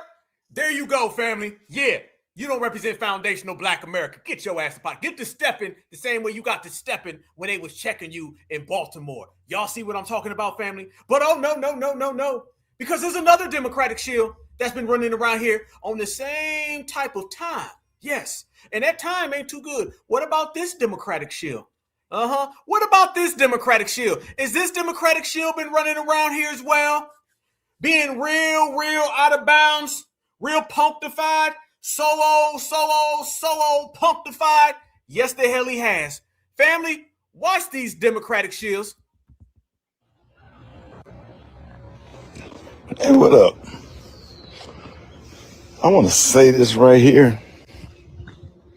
You know, there's a lot of people out here fighting for civil rights and fighting for voters' rights. And I just want to have a conversation for a second. As we go on about our daily routine, there are people down in state houses in the state of Alabama, Louisiana, Mississippi, Tennessee, and South Carolina, and Florida. are fighting for just the right to vote. And I say, man, we are headed all the way back, if we're not here already, back to Jim Crow laws. And I'm just gonna put a question out there. And I'm just gonna ask a simple question. You know, we all love our football and our basketball. We all love our colleges. You know, we all look forward to our kids going off to college, whether it be PWI or HBCU. And I'm just thinking, if I'm a parent and I have a talented son, you know, that'll probably go to University of Tennessee or University of Florida or Florida State or Alabama or Auburn or Mississippi State or LSU or South Carolina Gamecocks or Clemson. Would I send my son to any of these universities to play football? And we're good enough to play football on the football field and make money for those universities, but we're not good enough to vote? Stop. You damn right I'm going to send my kid to them schools. Oh, fam, let's go to work. Because the Democrats have a whole new agenda, fam. They got a whole new game plan. Are y'all now seeing the Democrats are trying to tell young Black American athletes in football and basketball not to go to Southeast Conference schools? And they're trying to use this little excuse of saying we make so much money for those universities. Well, guess what, fam? The students get paid nowadays. This is the NIL era, name, image, and likeness, and they make millions of dollars. But the Democrats want them to squander all that money and don't go. There's a whole new campaign now for them to try to get Black American kids to boycott Southeastern Conference schools. First off, a school has nothing to do with the redistricting and the gerrymandering. Those are two different things. Don't bring in young high school going into college athletes to play your little damn game of we hate the Republicans. Hell yeah. And I say this, all of my young brothers and sisters in the Southeastern Conference or who wants to go to a Southeastern Conference school, go to that school and get your damn money. Don't let these people play these games, fam. Now the Democrats are out there with the NAACP, you know, the same NAACP that's flying over to Ghana to celebrate Juneteenth and talk about African reparations. Now the Democrats in the NAACP have a new pushing campaign to try to stop Black American athletes from going to a Southeastern school. And they're making it look like they make these schools so much money. Well, in the NIL era, those kids make money too. They make millions of dollars. Newsflash, y'all. This ain't the 1960s. I know they live there. Today, college athletes, they get paid. Go get your money. Go get your money. Don't play these games with these Democrats. Look at this right here, fam. This is exactly what I mean. Oh, and they done send out the Beckys too. Look at them trying to get our children to not get paid. Watch this. I don't think Black athletes should play for my alma mater anymore. I don't think they should be on the football field. I don't think they should be on the basketball court. I don't think they should be playing for any sport at LSU. If Louisiana is going to gerrymander Black people out of representation in Louisiana, then you guys should hit them where it hurts. And that is by far LSU sports. If anything is going to make the white people in Louisiana care more about Black representation and civil rights, it's taken something away from their LSU sports teams. If the top... Notice she said Black athletes. Notice, fam, she didn't say white athletes. No, you see, she wants the white kids to still go and get that NIL money. She wants the white kids to still go get that bag. Notice, fam, she said Black athletes. I think Black athletes should play for my alma mater anymore. I think Black athletes should play for my... Oh, so your sons can go and they can go get money because y'all know them brothers in the SEC be getting paid. Look at that. Notice, fam. See, they always got some little trickery. They don't want us to get that NIL money. Black people out of representation in Louisiana, then you guys should hit them where it hurts. And that is by far LSU sports. If anything is going to make the white people in Louisiana care more about Black representation and civil rights, it's taken something away from their LSU sports teams. If the top 5 recruits, Black recruits coming out of high school, going into college, said, you know what, I'm not signing with LSU or Tennessee or any of these other states that are going to gerrymander us out of representation, then maybe they'll wake up. She said Black. She kept emphasizing Black, didn't she? Oh, the Blacks. I don't want the Black kids. Black kids, stay home now. If you Black, I wouldn't do it. What about the white athletes? If the top 5 recruits, Black recruits coming out of high school, going into college, said, you know what, I'm not signing with LSU or Tennessee or any of these other states that are going to gerrymander us out of representation, then maybe they'll wake up. You know what? A lot of people have been saying this. This is right on time. SEC, the Southeastern Conference boycott in response to the gutting of the Voting Rights Amendment. SEC universities support Republican politicians who stripped away voting districts that predominantly serve Black voters while making billions of revenue from Black athletes. Say all that. 56% of all Black Americans live in the Confederate States, and as such, they deserve political representation. We are calling on all football, basketball, track and field, and other athletic programs to participate in this SEC athletics boycott. A weekly boycott of all nationally televised SEC games. I could do that. Fam, the young college athletes get paid millions of dollars. Fam, do you know high school recruits are getting paid millions of dollars to go to these schools? They don't want these young brothers to get the bag. Follow it, fam. They're trying to stifle these young Black American athletes from getting the bag. This is what the NAACP and the Democrats are up to. This is nothing to do with young Black Americans. Your little issues with the Republicans and gerrymandering, that ain't got nothing to do with that young brother who's got a college scholarship where he about to get paid $5 million as an 18-year-old. My 18-year-old is about to go get that goddamn money. Trust me. Because if we don't go get the money, then all the Beckys is going to get the money. All the Kens is going to get the money. How come they don't boycott? I don't have to watch their games. All current Black athletes to transfer, ooh, Lordy, from every SEC school, and for athletes to decommit from SEC schools. You know what? I support this. Voting rights and representation are the most fundamental rights for all Americans, and Black voters deserve the same rights as all other Americans. Here are the schools: Alabama, Mississippi State, Arkansas, Ole Miss, Auburn, Missouri, Florida, Georgia, Tennessee, Kentucky, LSU, Texas A&M, Vanderbilt. What is that? I missed one down there. One of those Florida teams, I guess. Our athletes, our voices. You know what? This is it. Hey, you know what? Share this. Share this, because why should those schools who are run and operated by Republicans, who support the Republicans who have stolen voting representation from Black voters, schools? The schools have nothing. The schools aren't run by the governor. Fam, what the hell is he talking about? He said, why should the schools, fam, those schools are private institutions.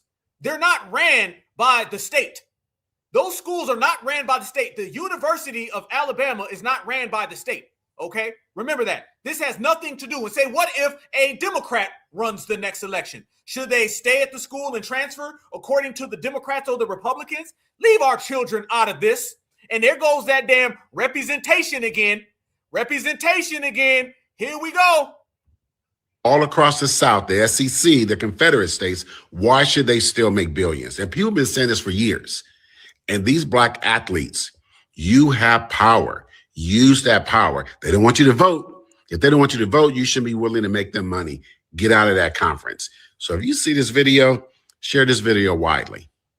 NAACP calls on Black athletes and fans to withhold athletic and financial support of public schools and states attacking Black voting rights. And that means boycotting the Southeastern Conference. And as someone that is a Florida Gators fan, I'm probably doing myself a favor if I boycott them because they fucking suck and they've sucked for a while at this point. But I get why the NAACP is saying this and doing this because the only way those people listen is if their wallets are affected. And how can their wallets be affected? If their school's viewership goes down, the money goes down in their stadiums because people aren't going. Like, if a lot of people actually withhold their support and stop supporting this shit until they fix this shit and stop being racist, it would do a lot of good and be a lot of beneficial for the Black Americans. I know you ain't talking Rena Williams. If you don't shut the hell up, Rena, be quiet. Y'all see what they're doing right there, family? Let's make this clear, okay? Those college athletes, they're getting paid more than some NFL players are right now. This is the best time to be a Black collegiate athlete, and the Democrats want to mess it up. I told y'all, they don't want us to ever succeed, fam, because they are the shadow dictators. They're always trying to poke and prod, ruin things that we got going. If foundational Black Americans ever built something outside of the Democratic Party, the Democrats would do the same exact thing that the supremacists did with Black Wall Street. They would try to burn it down. They would try to stop it. That's what it is. They cannot stand Black Americans doing something. This is the best time to be a collegiate athlete. This is why they were so mad at Shedeur Sanders, okay? Because he was making so much money. This is why they don't like Angel Reese.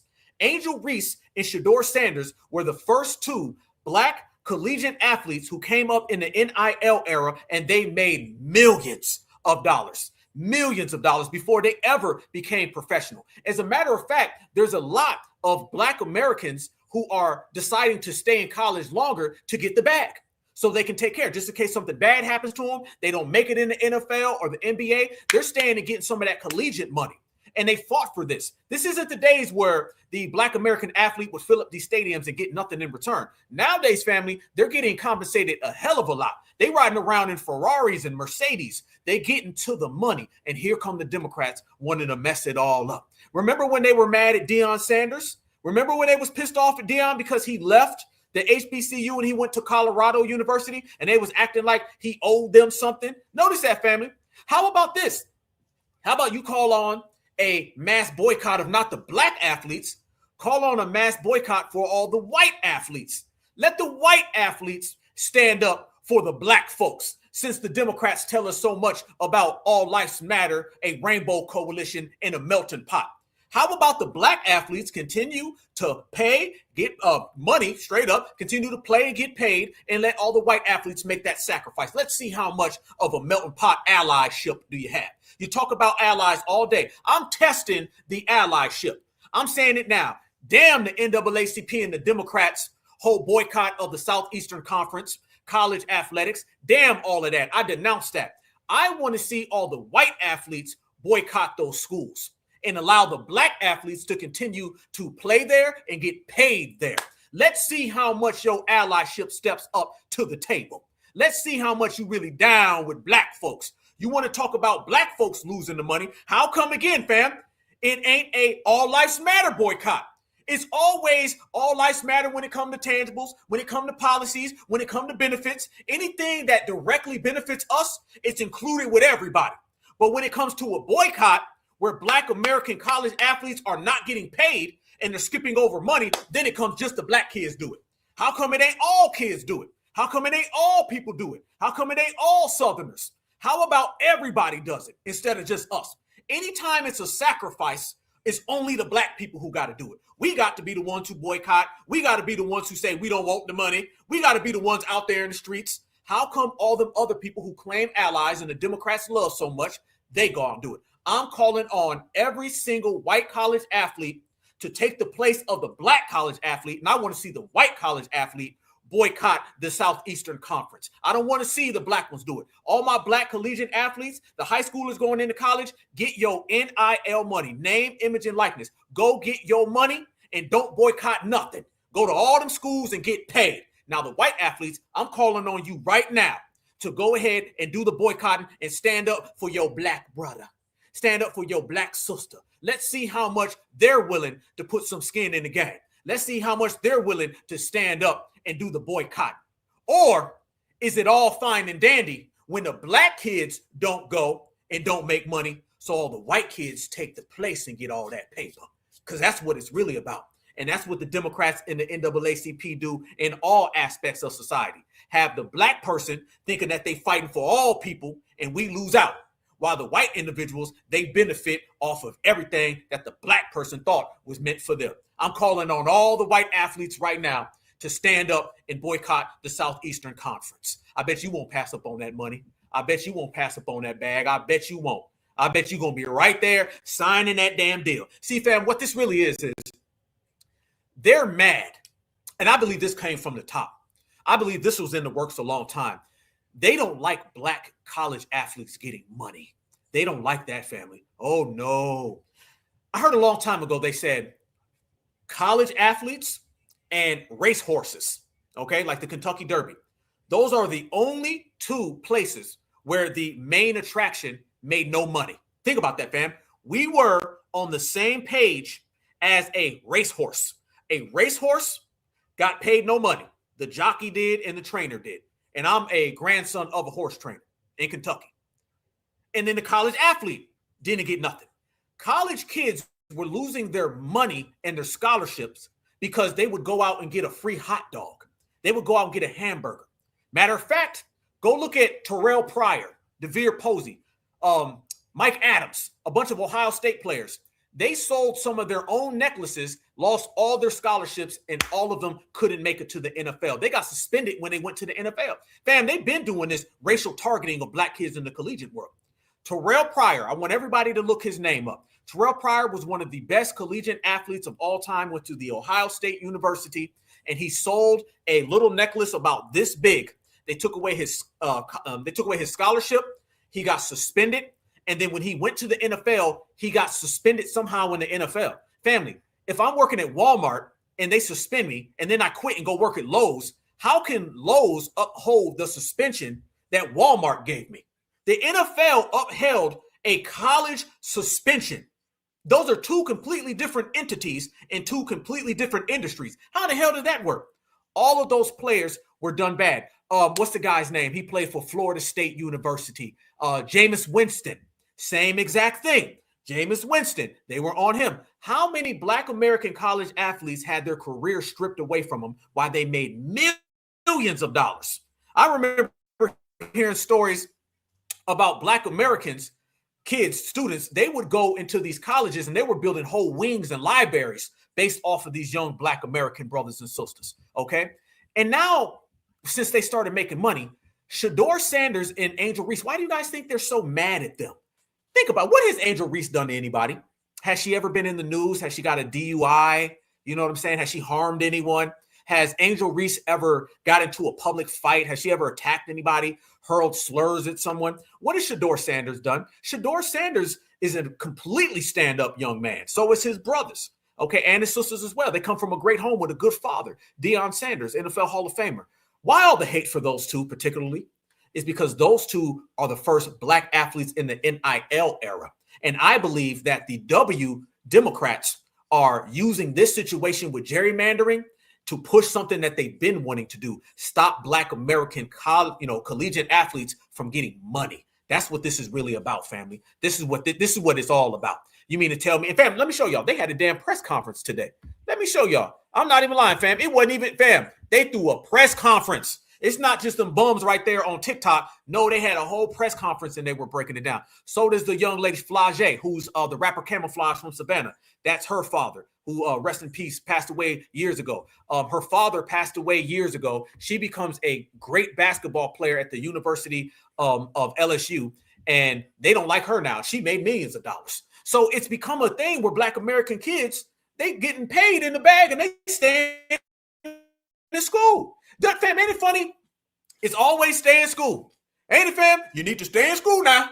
You better have you a backup plan. You better stay in school. Now when the kids are staying in school and they're getting paid, they want you to leave school or don't get paid no more. You feel me? The Democrats think they slick. Nobody's falling for none of that, family. Ain't nobody falling for any of that. They're using this as some type of mechanism to stop the brothers and sisters from getting the bag, okay? Because what you really have is college athletes predominantly are black Americans, Okay, you typically see Black Americans out there. You don't really be seeing all them other folks. You see foundational Black Americans, and them foundational Black Americans. Yeah, Caitlin Clark. Yeah, they be loving her, right? Why do you think they love Caitlin Clark? The whole world knows Caitlin Clark is nowhere near the player as Angel Reese. But boy, they love them some her, don't they? Because she was supposed to be the counter to them. She's the counter to Angel Reese. And you see how much she's flopped. She ain't really done nothing. What has she done really in the league? Nothing. Not a damn thing. Yet Angel Reese is still out there balling. You know what I'm saying? Matter of fact, she's down here in Georgia now. So you see that right there. Let me show y'all right now. The Democrats had a whole damn press conference, fam. Real overboard about y'all don't go play now. Don't do it. I don't want y'all to do it. And here come the NAACP right along with them. Y'all look at this right here. Look at your screen. There we go. Got it made. Here we go, family. Y'all look at this right here. This is what I mean. The Democrats think they slick, but like I said, they ain't nothing but some tricks. Hold on. There we go. Goddamn, I like the damn thing. Show it. Here we go. There we are. Yes. Oh, okay. Let me repost it then. Shit. If you don't want to play it, let me repost it. Here we go, fam. Look at this right here. You're going to see exactly what I'm talking about. Watch the Democrats. We're against it. If the University of Alabama, if LSU is for it, we're against it. If the University of Alabama is for it, we're against it. If Ole Miss is for it, we're against it. If the University of South Carolina is for it, we're against it. If the University of Tennessee is for it, we're against it. And if the SEC schools are for it, we are against it. What? And we will continue to stand against it because we're standing on the side of liberty and justice for all. And silence in this moment is complicity.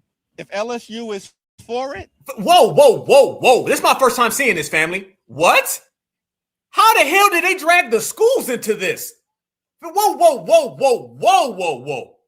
Family, why are these schools, who, by the way, have a majority student body of white kids, why are these schools' athletic department, which is mostly Black American kids, why are they getting drug into this? Fam, what the hell does Mississippi State, Alabama, Ole Miss, South Carolina, Vanderbilt, Texas A&M, Texas, what the hell do they got to do with gerrymandering? Why are the Democrats so hyped up about going after these SEC schools? I'm absolutely like you, fam. Huh?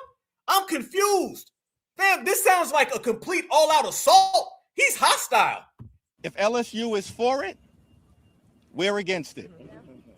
If the University of Alabama is for it, we're against it. If Ole Miss is for it, we're against it. If the University of South Carolina is for it, we're against it. If the University of Tennessee is for it, we're against it. And if the SEC schools are for it, we are against it. And we will continue to stand against it because we're standing on the side of liberty and justice for all. And silence in this moment is complicity. If LSU is... You're absolutely right, sister. This is discrimination. This is very discriminatory. This is very discriminatory. Fam, these schools have not made any form of political stance. Matter of fact, these schools are not a place for politics. For instance, when a Black American wants to go and protest or do anything at these schools, they tell us, leave the politics out of sports. Isn't it funny, family? Whenever the Black American athlete does anything that stands up for Black folks, they tell us, leave the politics out of a place of higher learning. But yet the Democrats are inserting politics into these colleges. This has truly nothing to do with those universities. They haven't made political stances. These universities are being drugged in because they're targeting the Black collegiate athlete who's making millions of NIL money. There's no coincidence at the very same time that foundational Black American children are making millions of dollars with NIL, the Democrats now have this backdoor sneaky attack on NIL in the Southeastern Conference schools. They're using the redistricting and the gerrymandering as an excuse to do something that they already wanted to do anyway. And that is stop and prevent the Black American collegiate athlete from making millions of dollars with the NIL. That's what this is really about. It's the same reason why they attacked Shador Sanders, the same reason why they attacked Angel Reese. It's the same exact playbook. No pun intended. This is what this truly is, fam. They're not fooling anybody at all. Nobody's going for that. I'm not falling for it. You're not falling for it. We're not falling for it. The Democrats think they slick, but nah. And then look at this, fam. Even the main guy of the NAACP, he came out and he's running around doing interviews, fam. Fam, they're taking time out of their day to do this. I thought voter rights were all under pressure. Fam, where do they got time for this? I thought we were about to go back to slavery and all this stuff. Where's this coming from? Let me see if I can pull this up. Hold on 1 second. Here we go. 1 second. Let's see if I can get this going. Let's see. Hold on. Give me one frame. This is not. Come on. Hold on 1 second, family. There we go. Goodness gracious. Let me see if I can get this going, fam. Yes. All right, here we go. Now we rocking. Look at this, fam. They doing whole interviews about this, whole press conferences. Why are they even involved here? Watch this. Representation is under attack. It is important for the CBC to keep in their tradition of being the moral of the Congress, but the moral of conscience of this country. No representation, no revenue, no one Black should be on a playing field of institutions that's living off of our labor, and yet in states that are seeking to reinstitute a sharecropping reality. It is not the responsibility of Black America to hold individuals who should know better accountable for doing better. As soon as the United States Congress stand united to ensure our Constitution represent all of us, we will be a better nation as a result. NAACP this morning, in solidarity with the CBC, we are calling on athletes who are coming out of high school not to attend any state-funded schools of states that have moved to minimize our right to vote, to minimize our ability to elect candidates of our choice. And fam, it's not sharecropping. These players are compensated, y'all. These players is making money. Why do they keep dancing around the fact of NIL? They've not mentioned NIL one time. Quit talking like these players are like they were 10 years ago. They're making buku money right now. Stop playing. State be Missouri or Mississippi, whether that state is South Carolina, Georgia, Alabama, Louisiana, Texas, or Florida. 55% of all African Americans live in the former Confederate South. But the 55% of us who live in the former Confederate South, we will not tolerate a Confederate mentality on our labor, on our ability to contribute, and our ability to be to have representation. In this moment, our democracy is in crisis. This is not about partisanship. This is about true representation. And for the NAACP, we will fight with all we have in solidarity with the Congressional Black Caucus to ensure that we have representation, or if we don't, we will withhold the talent that play on the football field or on the basketball court, be them men or female. Wait, notice he said the football field and he said the basketball court. Y'all notice that, family? He named the two places that are dominant with Black Americans. Notice that. He didn't say tennis. He didn't say track and field, which we dominate that too. He didn't say any of the W sports. He said the two ones where the Black Americans are. You see what I'm talking about? That's a targeting of the Black American children. That's what that is right there, fam. And absolutely, kids don't listen to none of that at all. Notice that that's targeting the Black American kids. Fam, again, there's other different forms of sports. How come you don't talk about the W kids? It's funny how they can call a boycott on a whole school. They can name every single Southeastern school by name, but they don't talk about the other half of the student body. They don't talk about the other athletes that come from other races. How come it's not a boycott of everybody? Everybody should be included. Notice it's only Black again. It's only Black when it's a sacrifice. You can talk about all those schools, you can name all those different things, but you only bring up basketball and football where the black kids dominate. He ain't say nothing about golf. He ain't say nothing about tennis. All the other sports they have in their athletic department, he didn't mention none of those. He specifically targeted the black schools with the black athletes and the black sports. You see what I'm talking about? Now the Democrats don't know what All Lives Matter look like. Now they don't know about Rainbow Coalition. Now they don't know what an ally look like. How come he didn't say, and all of our W friends that they love so much, all of our W allies that they love so much, y'all should be included. Yeah, what about soccer as well? Where's that? What about hockey as well? Where's that? Swimming. What about that as well? Baseball. What about that as well? Wrestling. What about that as well? Where we at with it? Where we at with it, family? They didn't mention W's one time. It's funny that every time we talk about a policy specific to us, they name W's, they name Arabs, they name Mexicans, they name Asians. But whenever it's a boycott, don't go get some money, young college athlete, they don't mention none of them other groups. Out of nowhere, them groups disappear into the night. You see what we saying, family? It's very diabolical with these people. At this point, y'all, if somebody doesn't understand the sneak attacks and the snake behavior of these Democrats, then you're an op your damn self. It's open season. This is how these individuals come after foundational black Americans, and we won't stand for it. We won't go for it. We got to regulate it, family, because that right there is clear. Notice, fam, you know it's coming from the same place because you notice you kept hearing the same language. Did you notice the same language, family? Representation, representation, representation. Notice they kept going back to representation.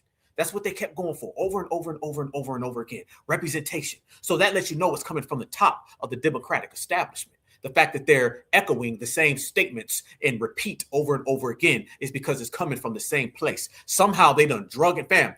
This stuff starts off with gerrymandering, and somehow now they done drug in foundational black American kids. And by the way, they're talking about the young folks, fam. They're bringing in 17-year-olds and 18-year-olds. 17-year-olds and 18-year-old black kids got to make the sacrifice of passing over money, but the W kids ain't going to do nothing. Let me tell you something. They want all them black American kids to miss out on that NIL money so all their W slave master kids can get paid all them dollars. Somebody gonna get the NIL money, and they don't want it to go to black kids. They want it to go to white kids. That's what it's really about. I see through the Democrats. They better try that on somebody else. Let me tell you this right here, fam. How many of you guys are aware of what's going on August 28th? If you're not aware of what's going on August 28th, this is another case of misrepresentation and misleadership. Remember this, family. The goal of this generation has to be us establishing the foundational black American grassroots as an independent base. We have to completely divorce and separate ourselves from the Democrats running around and pretending to be our representatives. Let me tell you what the Democrats do, and they do this all the time, family. The Democrats go around and they purposely try to make a mockery out of the racial conversation. They purposely go out there and say a bunch of falsehoods, misnomers, just to create a bad environment and to smudge the race conversation. Let me tell you what I mean by that. Whenever the Democrats run around here and they start talking about boycotting college athletes, boycotting Starbucks, a bunch of nonsense, when we show up and we got a real justice claim, your average American doesn't want to hear it because they done seen Jesse Jackson and Al Sharpton run around all damn day long and make a game out of what we take serious. Family, let me ask you a question. Do you believe, like I believe, that the Democrats purposely get paid to run around and to smear and make the racial conversation a joke and a mockery? I believe that they do. I believe personally that they get paid to make the race conversation something people laugh at or something people don't take serious because they know we're going to show up and talk serious. They're paid to run around here and talk about supremacy like it's a joke. It's really the boy who cried wolf. You feel the same way? I feel the same way. It's the boy who cried wolf. If the Democrats run around all damn day long and they make a bunch of petty ass excuses and petty ass allegations, when we show up with a real one, ain't nobody gonna take it serious. Every single element is meant for them to undercut us and to make our racial claims seem like it's a joke.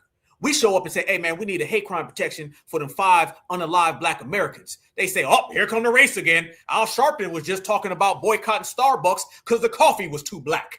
See, we've been running around here talking about real foundational black American issues. They've been running around here having protests and rallies about coffee being too black. Come on, family. This is what they're doing. It's always a damn joke.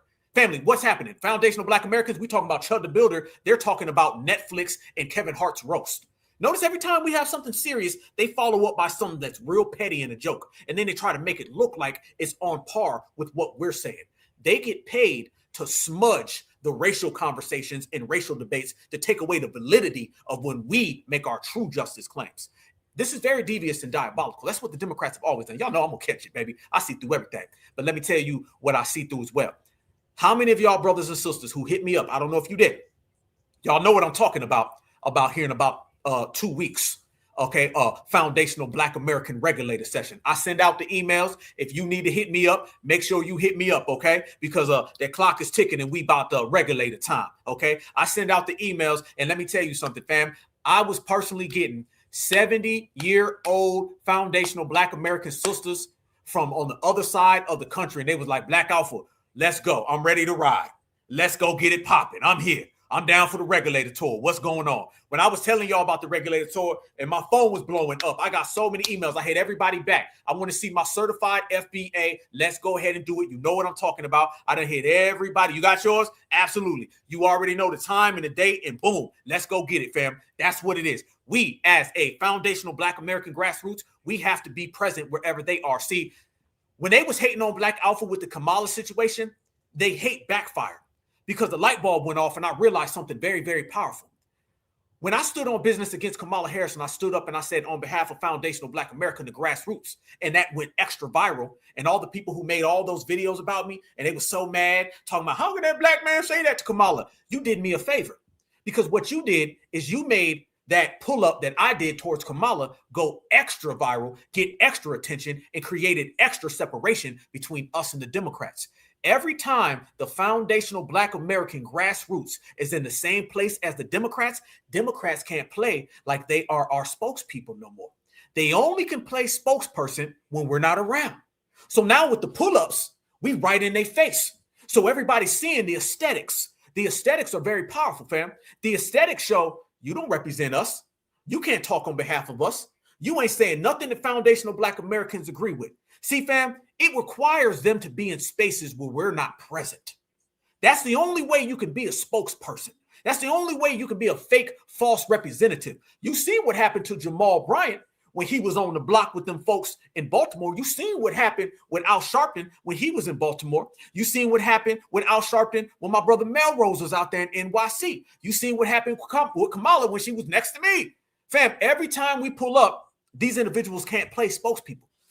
And the number one goal of this era has to be establishing the foundational Black American grassroots as an independent source. You got to remember, fam, we can't just be 50 million people with a bunch of loose words, okay? We can have a big show here. We can have all the brothers and sisters immediately going good, but that's on our playground. We got to go to their playground. And what ended up happening was, and I know this personally, I had some people hit me up and they said, you the brother who checked Kamala, right? I said, yeah. They said, I was running around here and I was under the belief that Kamala spoke on behalf of Black America. I didn't know that there was a whole Black American grassroots that don't rock with the Democrats. I didn't know that they weren't y'all spokespeople. I didn't know that they didn't represent y'all. I said, well, you know now. You know now. So they ended up doing us a favor, fam, because now with the grassroots being in these people's faces, now we're showing them that there's another side of the Black American community, one that the Democrats don't want to see. The only way you can pretend to talk for us is when we're not around. Because when we are around and we check you, now we've created the separation. What I want to see in the next 5 to 10 years is that it is 100% established that the FBA independent grassroots is its own base and it has no affiliation with no political party. That in itself cancels the Democrats having little press conferences, talking on behalf of us, going to boardrooms, speaking on behalf of us, telling us that we want immigration, telling us that we want abortion. What happens when the Democrats can't speak for us no more, family? What happens? That's got to be the goal. The goal has to be to get rid of the false representation. That's what it's got to be. Because notice, y'all, they're running around here now and they're talking about foundation. They're running around here talking about reparations. Now the reparations is turning into representation. Fam, they're trying to take reparations out and replace it with representation. And the only way they can do that is if they're seen as our spokespeople. And the only thing that can stop them from doing that is if the FBA grassroots establishes ourselves as an independent block, an independent base, completely separate from all of them. And that's exactly what we're doing. So I say that to say this. Family, I don't know what y'all going to be doing on August 28th, but your boy Black Alpha is going to be in Washington, D.C. I'll let Al Sharpton tell you why. That's why August 28th, we going to Washington. I support the march in Selma today, the march in Montgomery, the gatherings in Tennessee. But we all need to have a national march. Martin Luther King III and I have been talking. We're going to do this in Washington on Friday the 28th because that's where the Supreme Court is that made the decision. That's a work day. People say you want to do that Saturday. No, I want to do it while Congress and their staff is working. I want to do it while the Supreme Court is working. We need to let them know how we feel by the tens of thousands that we will not let them turn us back. How about the regulators show up? How about we go there, family? How about now we start going to where they at? You want to go to Washington, D.C. and speak on behalf of us, but you ain't our representative. Didn't this man just say that he was going to fight one of us? Didn't this man just say that he was going to run up on one of us? See, fam, on one hand, they can talk disrespectful to us, call us every name in the book, and then on the other hand, they say that they're going to go and talk for us. Then, damn it, how about all my certifieds right here, right now? You got the time, you got the date. How about the regulator tour pulls up directly when they're at? And then when the cameras is flashing, everybody's going to see, whoa, I thought Al Sharpton represented y'all. That's not what them 500 certified said. Wait. I thought that the Democrats was y'all spokespeople. That's not what them 500 certified say. The only way you can let it be known that we represent our goddamn self is if we show up by our goddamn self. That's what I'm telling you, brothers and sisters. No longer can they go around this country and talk on our behalf. Us. We gonna go. You don't represent Black America. You push policies for W liberals and Democrats. So family, it is known. You got the date. This is where we got to go for the next regulator tour.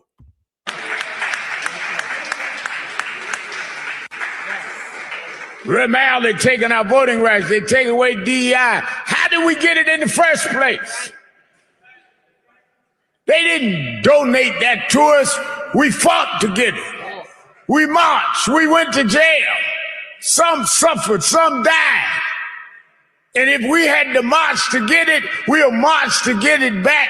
We are not going to let them take back what is ours. No, ain't no we. See, fam, they need to act like they own us. Fam, have you ever heard him talk like this on behalf of Latinos?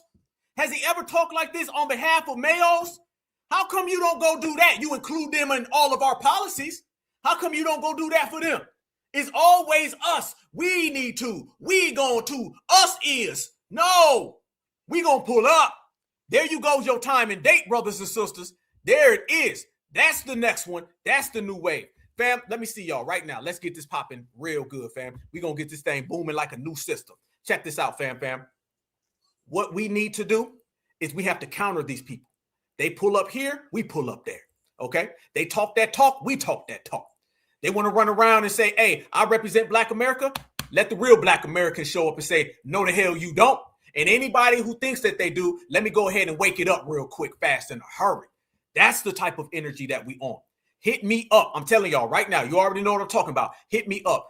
We got something planned massive. I've already sent out a couple emails. Hit me back in the meantime, in between time, fam. Let's let the regulators go. Because I heard that they're going to be popping some fish and some nuggets, and they're going to be talking on behalf of us. And, I say we should show up and let them know you don't talk on behalf of us. All right. I say, let's show up and let them know that FBA only represents FBA. And if you ain't grassroots, you ain't nothing at all. A political party does not have the authority to represent or speak on behalf of our lineage anymore because they've been steering us in the wrong direction. Let me tell you something, family.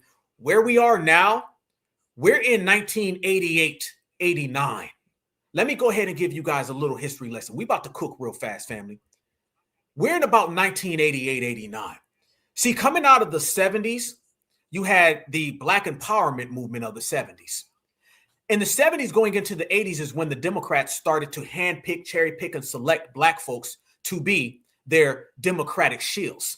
You never had a black Democratic shill of high mass until the 1980s. This is when you got the Elijah Cummings, and this is where you got the John Lewises. A few of them did a few things here or there, but for the most part, they were bootleg.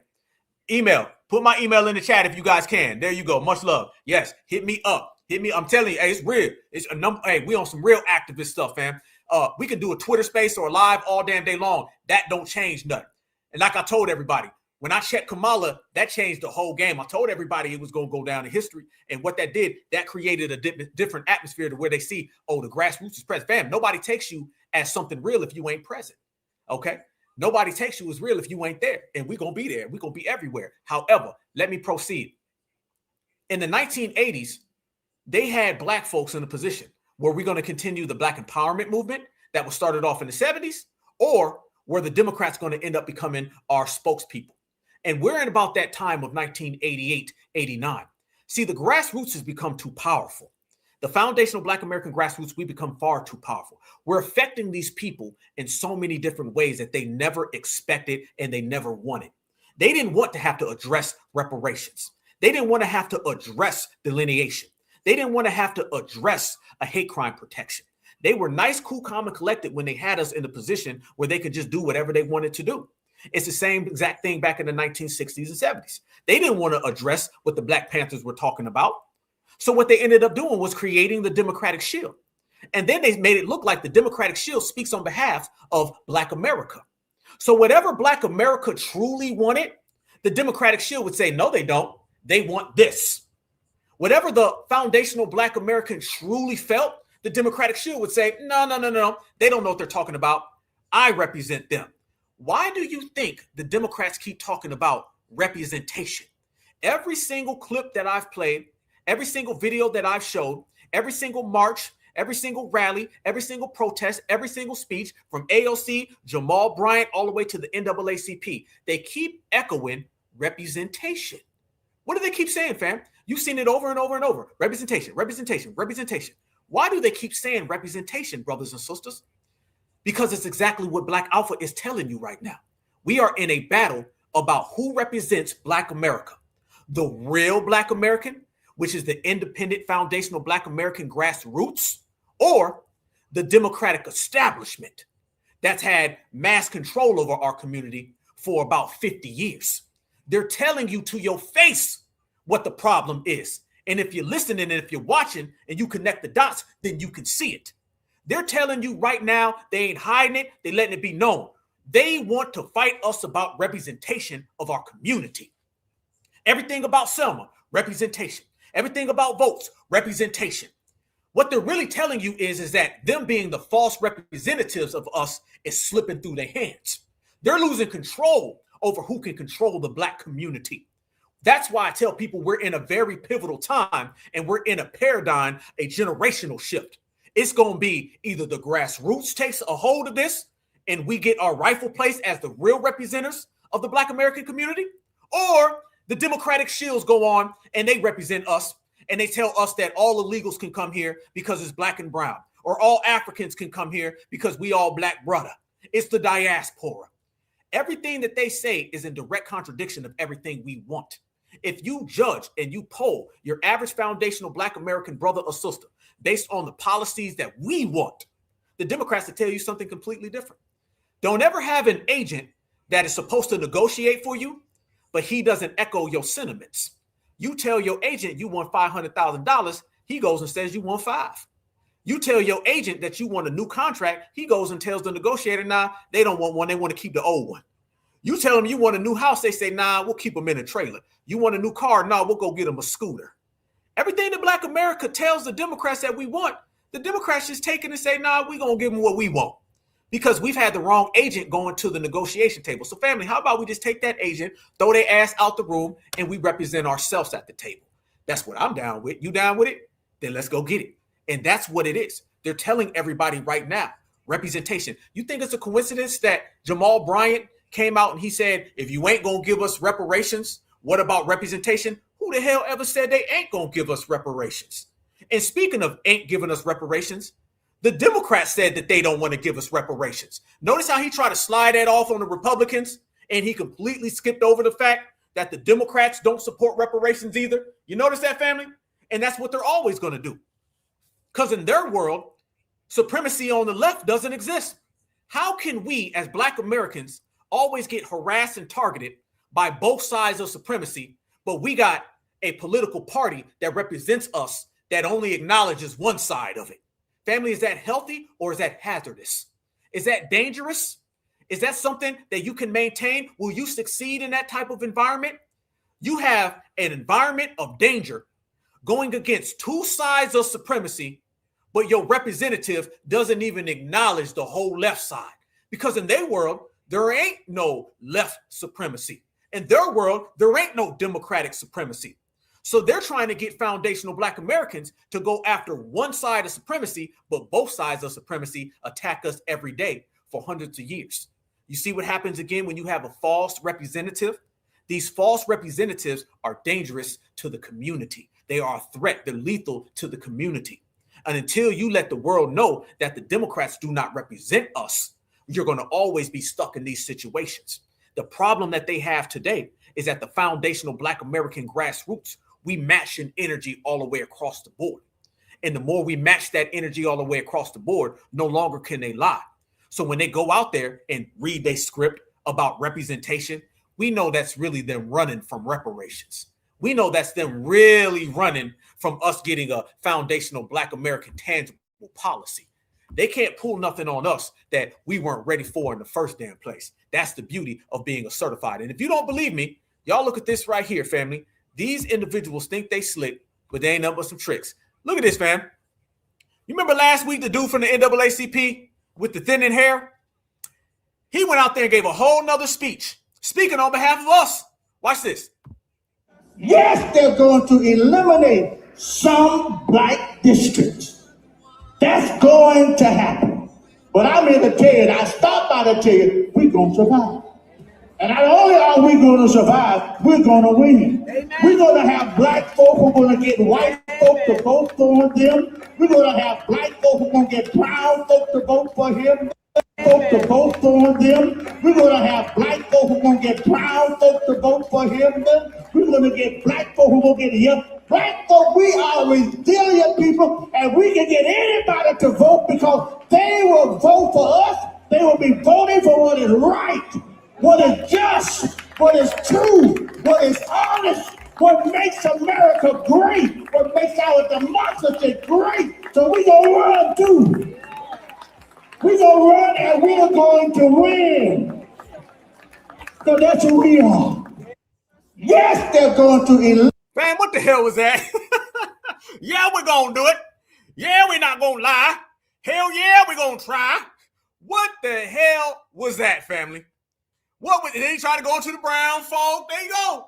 Fam, there go the brown folks again. Fam, here you go. Now, when we were just talking about the NIL, they magically skipped over the brown folks. Now, when we start talking about Black American policies, here they come again. It's just patchwork, upside down and all around. Anything that they can do and anything they can say. You see what we're talking about? That dude babbling like a hell, wasn't he? Yeah, we're going to get on the boat. Yeah, we're going to try. No, we won't lie. Yeah, we're in the sky. Man, if you don't stop with your thinning ass hair, homeboy, and go do something with yourself, we don't need you because we don't believe you. Okay? That right there is what I'm talking about, though, family. That's the way that these individuals been out here really running the game, trying to push that on foundational Black Americans, I guess, along the lines where they think that they got some type of play. But let me tell you why I say we're so dangerous right now, y'all. The reason why we're so dangerous, because they've been running around here really trying to push this, voter that. Fam, they done pulled out the damn King family. And I'm sorry, I could care less about the King family. I'm sorry, it is what it is. If you get to tap dancing, you can just tap dance your way the hell away from me, okay? Did y'all see they done sent out one of Martin Luther King's kids? They done sent out a bunch of his damn kids. But did y'all see her? Look at this right here, family.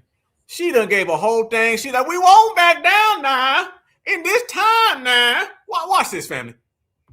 For every soul you know that's unregistered, organize your block, your church, your community, your campus. Build coalitions across every single solitary line and vote like your grandmother stood in line for hours to do it because she did. We're on the move now, and no court can repeal our courage. We're on the move now, and no ruling can reverse. This shit don't get out of here. We on the move now, and nobody can stop our courage. We on the move now. No court can repeal our courage. We're on the move now, and no ruling can reverse our resilience. We're on the move now, and no administration can remove our resolve to be free. We're on the move, and no cracking and stacking through redistricting can stop us or restrain us. We're on the move, and no backlash can bury a people whose very survival is a miracle. We will not turn back. We will not go back. We will not surrender to tactics and maneuvering. We will move forward as an unstoppable force, destined for the promised land, knowing that evil can never permanently organize. It eventually turns on itself. So walk together, children. Don't you get weary. Struggle together, children. Don't you get weary. Organize, mobilize, and strategize together, children. Don't you get weary. Hold on to each other together, children. Don't you get weary. For every soul you... Man, what the hell is this, man? Family, really? We on the move now. One more time now. Come on, man.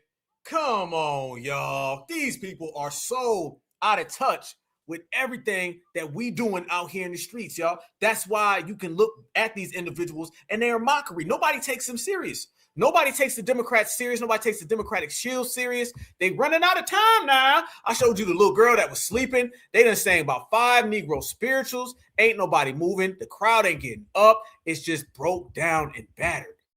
And family, you got a lot of the Tetherocrats coming out too. Did y'all see Westmore was running out here? Same game, same exact game. Ayanna Pressley and all these different individuals, fam. Watch how they use our talking points. I'm going to show y'all what I'm talking about. Family, they've been studying us and watching our talking points. Watch how Ayanna Pressley starts to talk about anti-black. They never said anti-black before. Watch this. To just tell the truth. There are people in this hostile anti-black administration that would rather black Americans pick cotton than pick the president, than pick their congressperson, than pick a senator. Well, look, we see what they're trying to do. They're trying to rig maps and dilute African American voices in the House of Representatives. This is overt. We know exactly the end they're trying to create, which is the removal, in some states completely, of black representation in the House of Representatives. This smacks of the post-Reconstruction period. There they used terror. There they used poll taxes. There they lynched people. And they used the law, a broken law, immoral law, to try to stop blacks from voting and having representation. Assault on black voter representation. How many times y'all heard representation? How many times y'all heard representation? I told you, family. This is all about them fighting us for representation of the black community. Who represents black folks? The real black Americans or the Democrats? The fake black Americans? Fam, you just sat there and seen representation. Here come Westmore, who ain't even a black American. That we have seen in generations. Right now, we are watching the greatest assault on black voter representation that we have seen in generations. We are watching political redlining happening in real time. And by the way, the goal is deeply obvious of what is happening. It is to silence black voters, to suppress black leadership, and to make the pain that we are feeling permanent. We must refuse to live in a society where we allow our freedoms to re-roll back. We cannot and we will not sit quiet while the freedoms that others fought for are being stolen from us in broad daylight, not now and not ever. You are walking into a society where people are intentionally using their power to hurt other people who don't have the same amount of power. We need you in these spaces. We need you in these rooms. We need you to lead with values, with love, unapologetic, and unafraid. The people who carved Sit Looks into a cornerstone in Biddle Hall in 1884 did not put those two words there as a wish. They put those words together as an instruction and as the assignment. Let there be light, and let you all be the ones to make sure that everybody can see it. Have to just tell the truth. Man, if you don't get the hell up out here, hey, he was struggling to let there a light can be shined too. No. They're telling everybody exactly the agenda, y'all. They're telling everybody what it is. This is about representation. The Democrats have lost their stranglehold on representing the foundational Black America community falsely, like they've been doing. And they're completely afraid because we, as the grassroots, are the ones in control. Remember this, y'all. Every time a Black American grassroots movement pops up, then the Democrats, the system of supremacy, they always suffer. And then they go into these desperation tactics left and right. This is always what it's been about. They've been trying to do this game. This is why there's a focus on the South right now. Everything, if you look behind the first layer, you see signs of these individuals panicking. They're in full panic mode right now, y'all. We just got too much influence. Too much influence. You're not supposed to pop up on these people, y'all. Let's be real. Over the last month, how many times have you seen foundational Black Americans checking these people in broad daylight?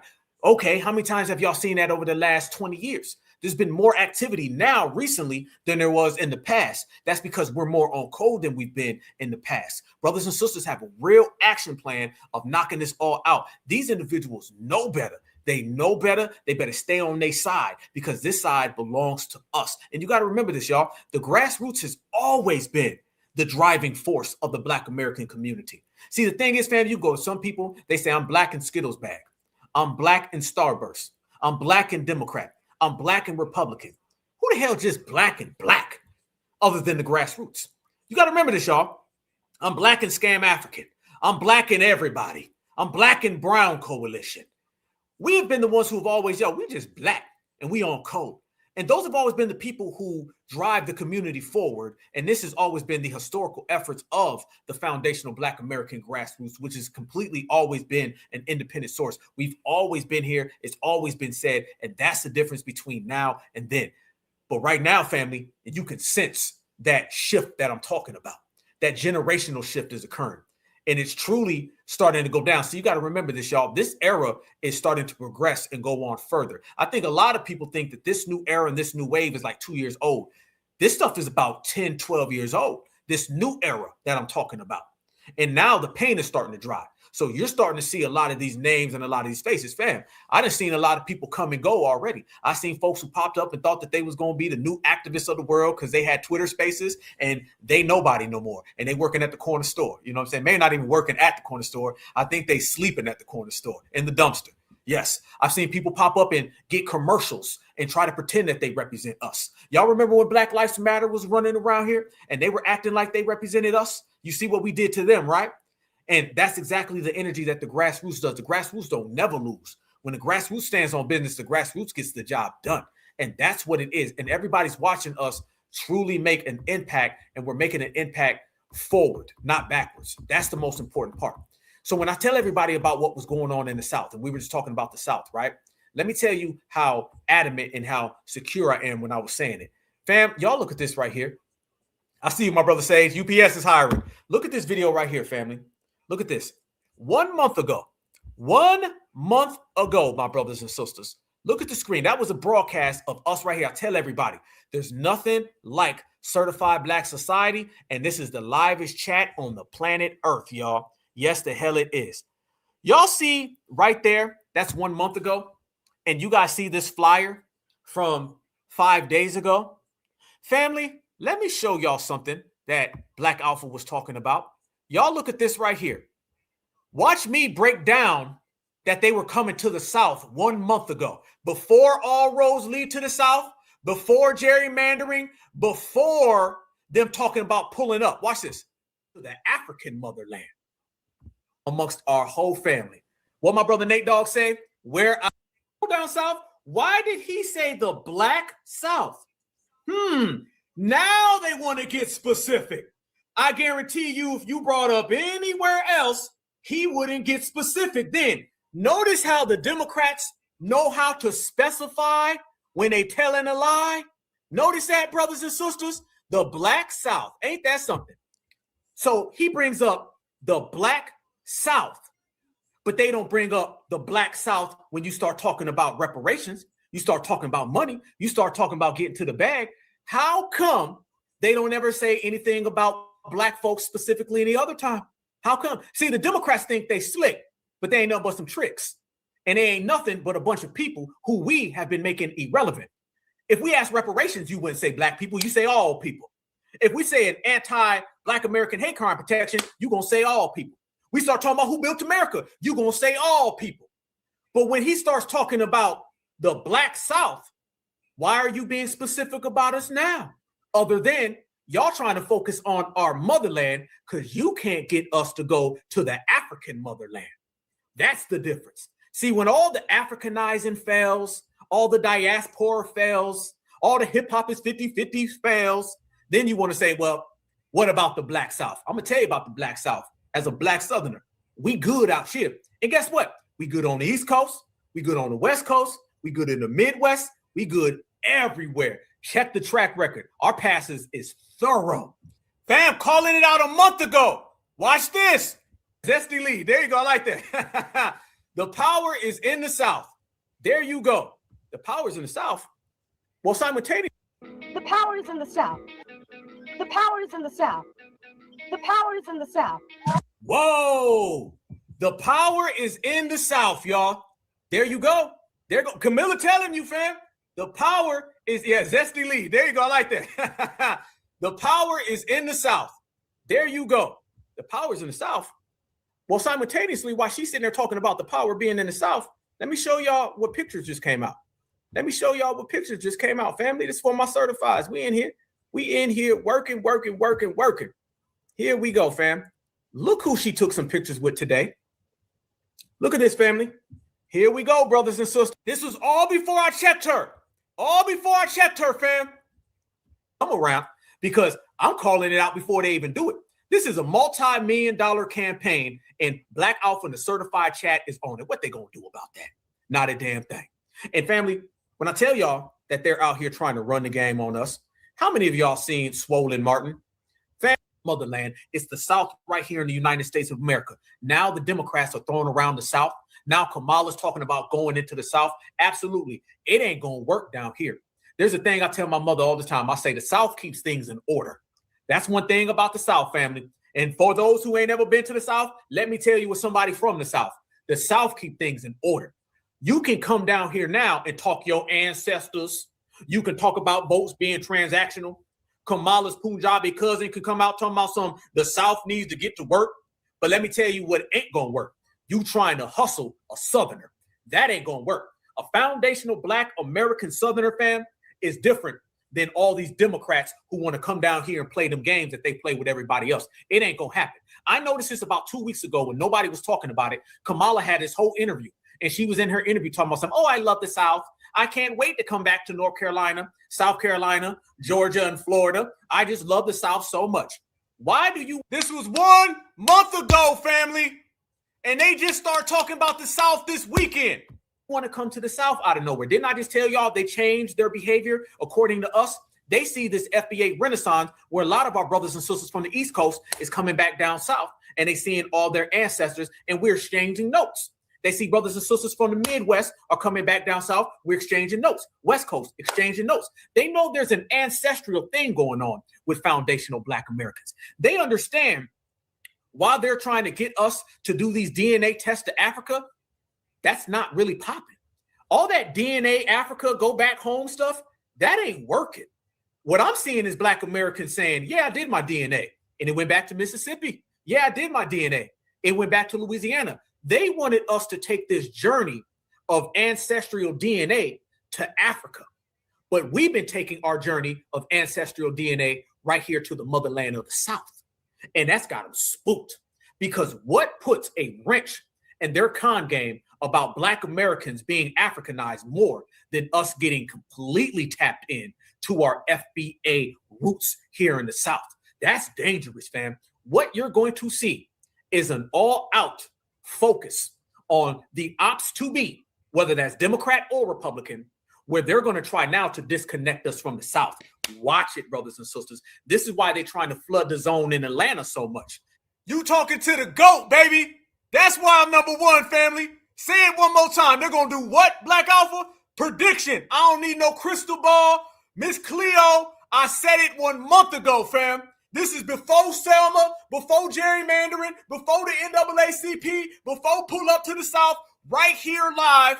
1 month ago, I told everybody they was going to pull this with the South. This is what you call a receipt from me to me.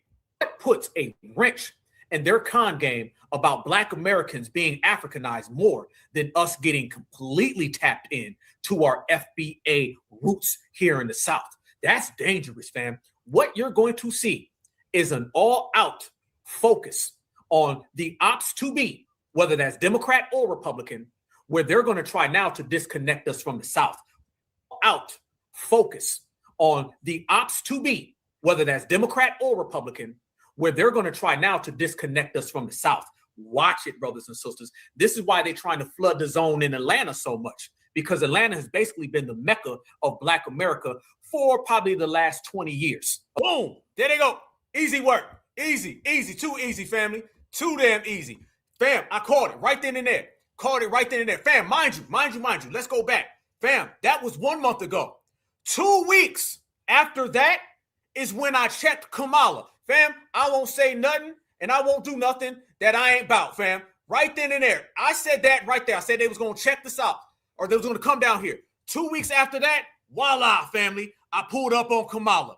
And then 2 weeks after that, they start talking about gerrymandering. And 1 month after that, here goes all roads to the South, fam. I said it live right here with all of our brothers and sisters present in the room, called it out. Nobody else was talking about it, and you seen it, you saw it, you witnessed it. That's what happens when you on code. You see through every damn thing that they was talking about. I said that before I pulled up on Kamala. I was telling everybody that that's what they're trying to do. They're trying to come down South. And fam, now they just openly saying it. Okay, but we ready and we standing on business and we certified. Okay, so they're going to find out the hard way, which means they're going to find out going right on back to wherever the hell they came from. In her case, sent her right on back to India. Okay, straight on back with some of that Punjabi passion liquor. Okay, that's what we ended up doing. So that's what these folks ended up trying to pull, fam. And we weren't going for it. We understood the assignment and we stood on business. And that's the way you represent, fam. I had no idea about the gerrymander. Think about that, fam. That was 1 month ago. That was 1 whole month ago, but I seen it because I analyzed it. And then all the gerrymandering, fam, the gerrymandering and the redistricting and the Supreme Court decision. As a matter of fact, I'll show you right here. We still got it. The Supreme Court decision, family, that happened what? 2 weeks ago? What I'm talking about when I said that they was going to come down the South, that was 2 weeks ago. When I said it about the South, family, that was 1 month ago. So we was ahead of time and we already knew the game that these people was on. So if we called out that, let me go ahead and give you some more spoilers and predictions. Here's what's going to happen next, family. The Certified Foundational Black American Grassroots is about to check all of them, cancel all of them, and get them completely out the way. In the days of these individuals acting like they are us, they can talk for us, they can run around and speak on our name, that's all about to be ended. Fam, let me tell you something. It's like when somebody came out with a song back in the old days and they thought it was a summer hit, but it flopped. That's exactly what's going to happen. That Selma March was a flop. Nobody paid attention to it. It got no news coverage. Nobody gave a damn. Let's be real, family. Everybody's talking about the wheelchairs on Washington, the We Shall Oversleep March, and they laughing about it. Ain't nobody talking about it because something major came from it. Nah. See, this all backfired. They thought they was going to go down to Selma. They was going to talk about Jim Crow and slavery and black folks was about to be in chains again, and wasn't nobody listening. Because everybody knows that the Democrats are full of BS. And they also know that the Democrats don't represent us. So the fact that the Democrats are a joke and a mockery and foundational Black Americans are certified and excellent, that ain't even a fair competition at this point, fam. We don't wrap circles, rectangles, and triangles around them. Everybody's laughing at these people showing up singing We Shall Overcome. Who the hell thought that was a great idea? That Selma March flopped. You were just in Selma a few months ago and it flopped. And then you go back down to Selma and it flopped. Now everybody's asking, why the hell you keep going to Selma? Selma is no longer a get out of jail excuse. It ain't no longer a free pass. You can't just say we gonna go down to Selma so we ain't gotta talk about reparations. We gonna go down to Selma so we ain't gotta talk about anti-black hate crime. We gonna go down to Selma so we ain't gotta talk about tangibles. No, you can go down to Selma, you can come back from Selma. We still gonna say no tangibles, no vote. And let me tell you why they're so afraid right now. Oh, fam, people don't believe it. They about to see it. Fam, I've been showing y'all for 2 weeks straight, and I'm about to show you the third week. These people who are typically 92%ers, now a lot of them are starting to talk like us. You got old women now, and they're saying, why do we keep going to Selma? I'm a 92%er. I don't want to go to Selma no more. When we gonna get money? Now, everybody's talking like FBA. And this is the reason why the Democrats are so afraid. They want everybody to echo their statements, but everybody's echoing ours. They want individuals to believe the Democratic agenda. Nobody's buying the Democratic agenda. So this shows you clear as day the type of energy and vibrations we pushing. Look at this right here, family. This lady, she says, I don't want to go to Selma. She said, why we keep singing? Look at this, fam. She even got a starburst with her. So, fam, if the 92%ers and the 92 fruit cuppers ain't going with them, damn. Watch this. Saying that Florida is really blue, but you said the people ain't showing up. The people isn't showing up because the people, like you said, need hope, right? We need, and my hope is we got to start talking about economic empowerment. We cannot talk about democracy. What does democracy mean to someone that needs food on their table? The utility bill is skyrocketing. Housing crisis is outrageous. Healthcare is unspeakable. So when you say hope, hope is in my pocket. Give me the money. Help me help you. That sounds like no tangibles, no vote. That sounds like money. That don't sound like the Democrats, fam. Uh-oh. When you say hope, hope is in my pocket. Give me the money. Help me help you. Put money in your pocket. That's the hope. We can do all this here dancing, all this singing, but until we put money in people's pocket, it means nothing. We can do all this here dancing, all this singing, but until we put money in people's pocket, it means nothing. It means nothing. It's called money, money, money, money. Oh, damn, Democrats. Hold up. So you mean to tell me a 92%er is telling the Democratic Party she don't want to sing? She says she don't want to dance. She said, where the money? Fam, does that sound more like the grassroots? Or does that sound more like the Democratic plantation? She talking like us. Fam, let's run it back. You can't get this 2 times. Put money in your pocket. That's the hope. We can do all this here dancing, all this singing, but until we put money in people's pocket, it means nothing. We can do all this here dancing, all this singing, but until we put money in people's pocket, it means nothing. It means nothing. It's called money, money, money, money. There you go. There you go. Yes, yes, yes, yes, yes, indeed. You can see what I'm talking about, brothers and sisters. Oh, man, the tide is changing. That's why they talking about representation. That's why they out there talking about who gonna represent what and what's gonna be who and where, why, and all that kind of stuff. Fam, we got all the power. Trust me when I tell y'all, we got all of the influence, fam. Foundational Black Americans, when we say something, it happens. When they say something, it doesn't happen. When foundational Black Americans say we gonna win, we win. And when we say they're gonna lose, they're gonna lose. And that's why they losing.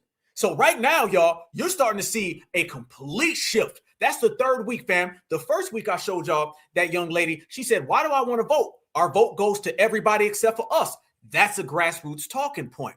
And then I just showed you the individual, on Friday night. The individual on Friday night was like, yeah, I don't really feel like I need to vote anymore because there's no good candidates. That is a grassroots talking point. And now you got the lady saying, I don't want to sing and dance. I want money. And that's exactly out of the foundational Black American grassroots vibration. Fam, everything all revolves around what we do, not them. So this is why I'm telling y'all, we pulling up, okay? It's regulator season, fam. We on a regulator tour. You know what time it is, y'all. We going to start pulling up on all these individuals. Anybody who's out there and they're disrespectful or they're playing some type of sheriff, plantation overseer, you going to oversee Your ass getting a pink slip and getting fired because them FBAs checked you, press send, and it went viral. We about to go viral, fam. How you think this summer gonna play out? Man, let me tell you something right now. This summer gonna be so damn hot because FBA gonna be out here doing it big, y'all. Real big. I'm talking about the brothers and sisters all throughout the United States of America. As a matter of fact, my phone blowing up right now from emails about brothers and sisters who ready for this regulator tour in Carolina, if you feel me, y'all. Oh, the regulator tour is in full speed. Everything green lit, family. 100 miles an hour straight through, y'all. This is it. The foundational Black American grassroots independency. That is already in go. That's solidified. That's established. And it's all based on us. Nobody is going to be running around here talking on behalf of FBA. Running around here talking about black and brown, running around here talking about African reparations, running around here saying, where it gets to y'all later. Nah, you ain't calling no shots.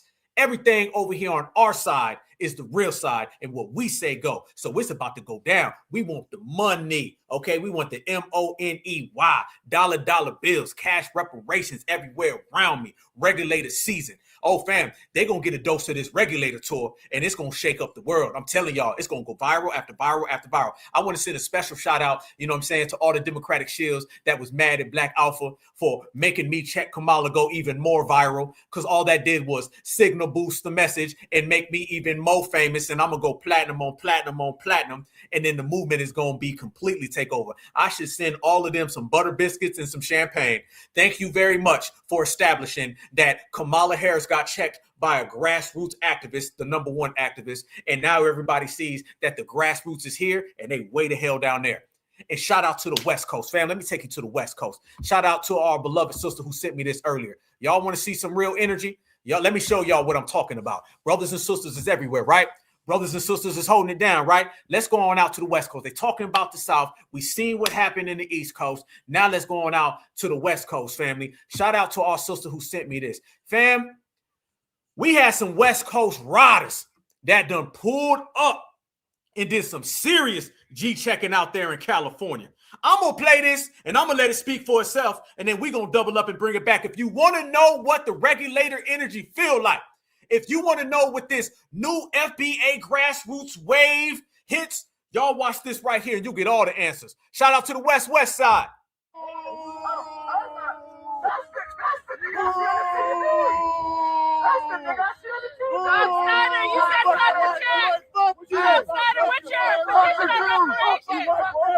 That's Tom Steiner, y'all. That's Tom Steiner. That's the billionaire businessman running for governor in California. He been endorsed by Isaac Bryant. Remember the black politician in the California legislature, the Black Caucus who destroyed the reparations bill for Gavin Newsom, who sabotaged it? Y'all remember that, family? On August 31st, 2024? Yeah. Watch the West Coast brothers and sisters pull up. Regulated season, regulated style, FBA. Let's go.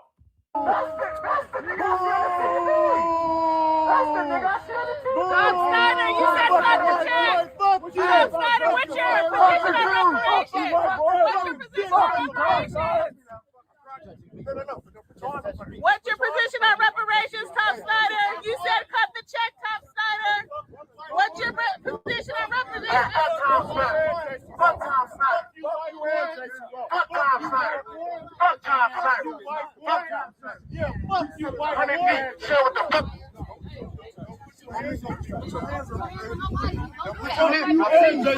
Don't do that because I'm turn around and slap you. I see this man on TV look like a goddamn vampire. It's the power of the We don't want you. We don't want you. We don't want you here. We don't want you here. You weak though. Can't go off food giveaway making death.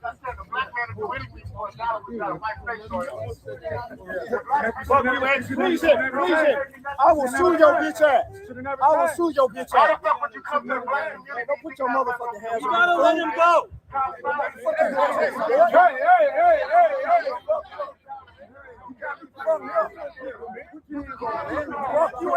The West Coast turned up, baby. The West Coast turned up. Let's go.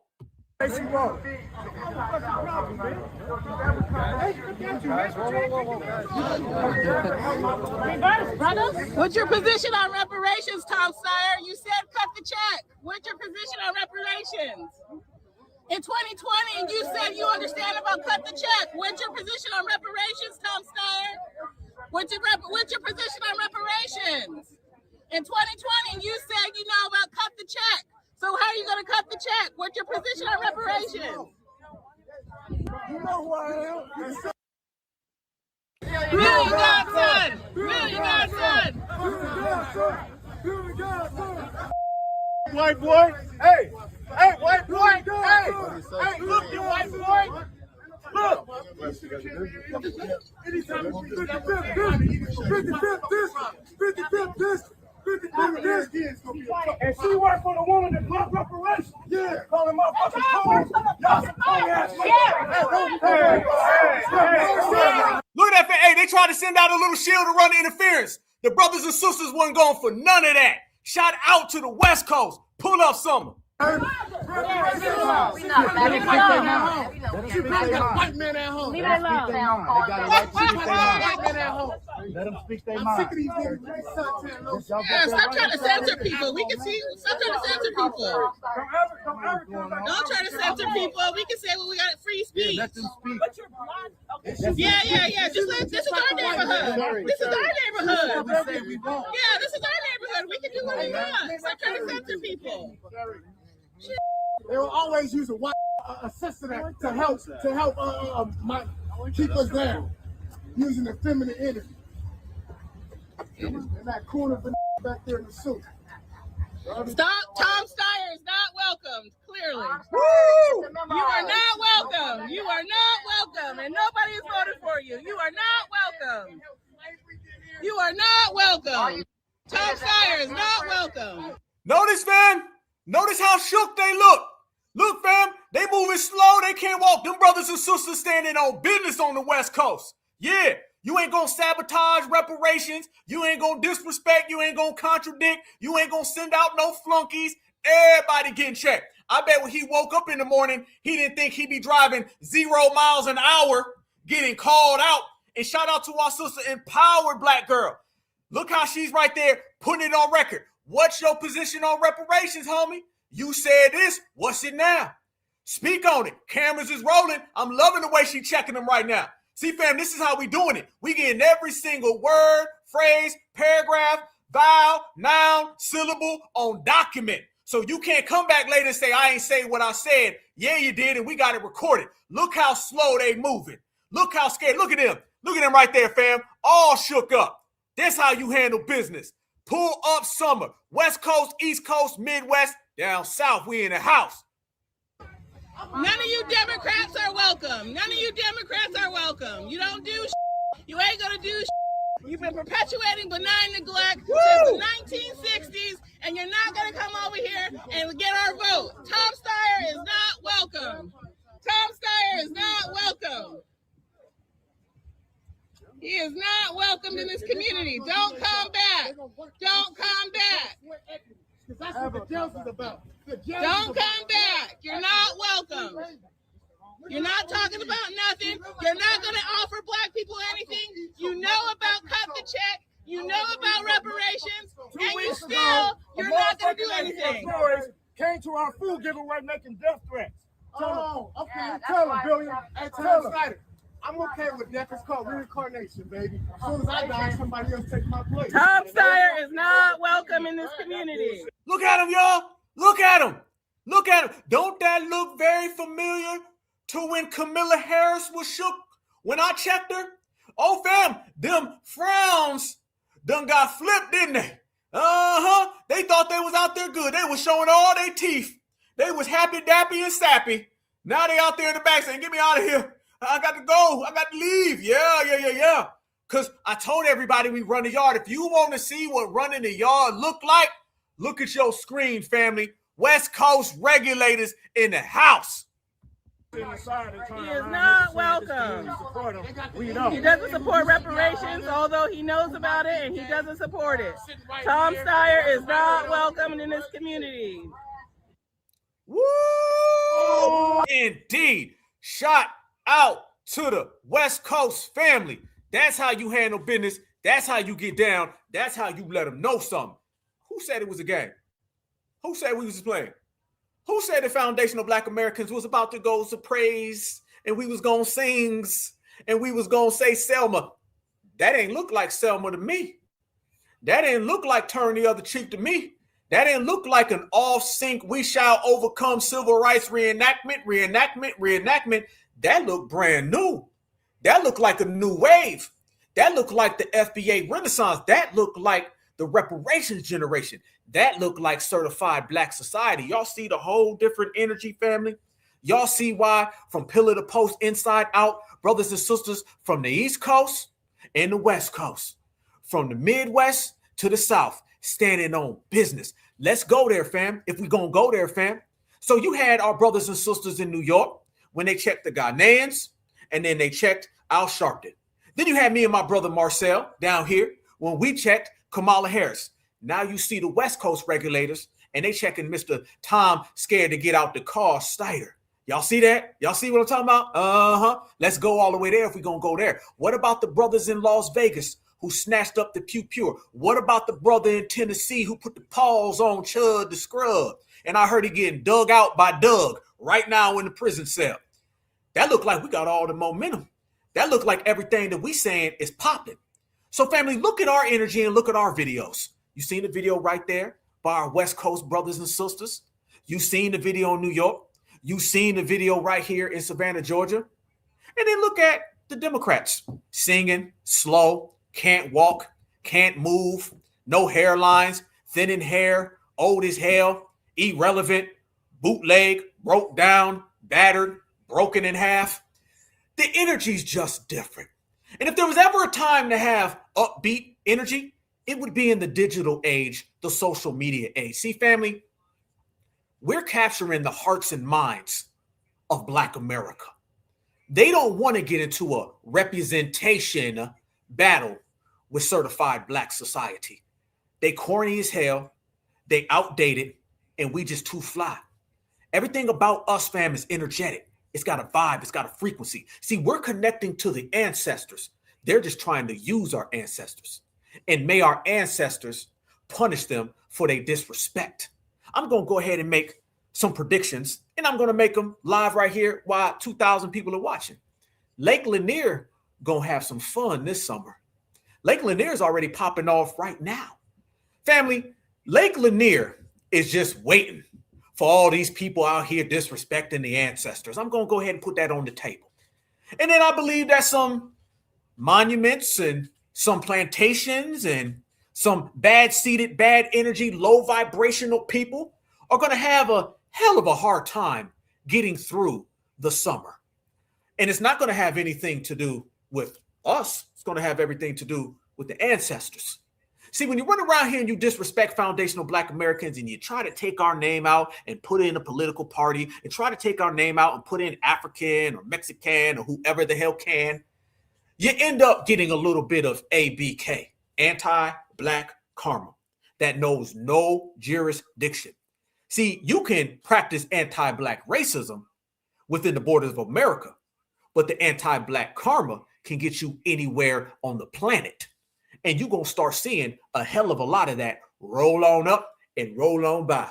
And it's all going to be brought to you by foundational Black America and the grassroots family. So the hearts and minds and the thoughts and the beliefs and the agenda is all on our side. The momentum is on our side. Fam, look how much momentum we have right now. Okay? Look how much momentum we have. This is about to be Memorial Day weekend. And a lot of things are going to pop off. And I'm telling you, gas up the car, top all the way back. I'm talking about drop that top back, family. Shout out to the West Coast, hit 3-wheel motion, because we're going to coast right through this summer and we're going to break all types of records. We're going to go all types of viral. And everybody's going to know from May to September that this was the pull-up summer, and it was brought to you by the regulators, and we stood on business for the lineage, and the ancestors were shining down on us the whole time. And I mean that, and every word of that, because we just got it like that. We got it made, family. This is something powerful. Yeah, sundown towns getting flooded. Yeah, it's going to be a hell of a lot of things popping off, and we're going to be our exceptional self because we always been good. We've always been great. And this is the energy and the vibes that we're pushing. Fam, this is a pivotal time. And so many people hit me up and they be like, yo, it's such a beautiful time to be alive. I say, I concur with that statement. I concur with that statement because being on code has a lot of perks. It's got a lot of vibes and a lot of things you can pick up on. And that's one of them. I mean, I'm loving seeing it, y'all. I'm loving seeing it. I seen a brother in Chicago just the other day. So we're going to throw the Midwest in there. The brothers and sisters in Chicago turned up. All right. The brothers and sisters in Missouri is turned up. So the Midwest is highly activated. The South is highly activated. Name me a time, fam, where all of the different areas of our community have been so highly activated but moving in sync. That is the independent foundational Black American grassroots. And it is already known who the hell we are. And it's completely solidified what the hell we do. What is that, fam? What do? We stand on business and we multiply. And that's what's happening, fam. The message is multiplying. Everybody now is saying foundational. Everybody now is talking reparations. Everybody now is canceling all the ops. And we doing it just one by one. When we post up, fam, and we get all these brothers and sisters from all different eras popping up, I'm telling y'all, I had a 77-year-old, and if you're listening right now, much love and respect, hit me up and say, I'm on the other side of the country, but I'll pull up real quick to South Carolina. Try me. And I couldn't do nothing but smile. You dig? But I said, handle your business. We got you. Don't worry about it. We're going to hold you down.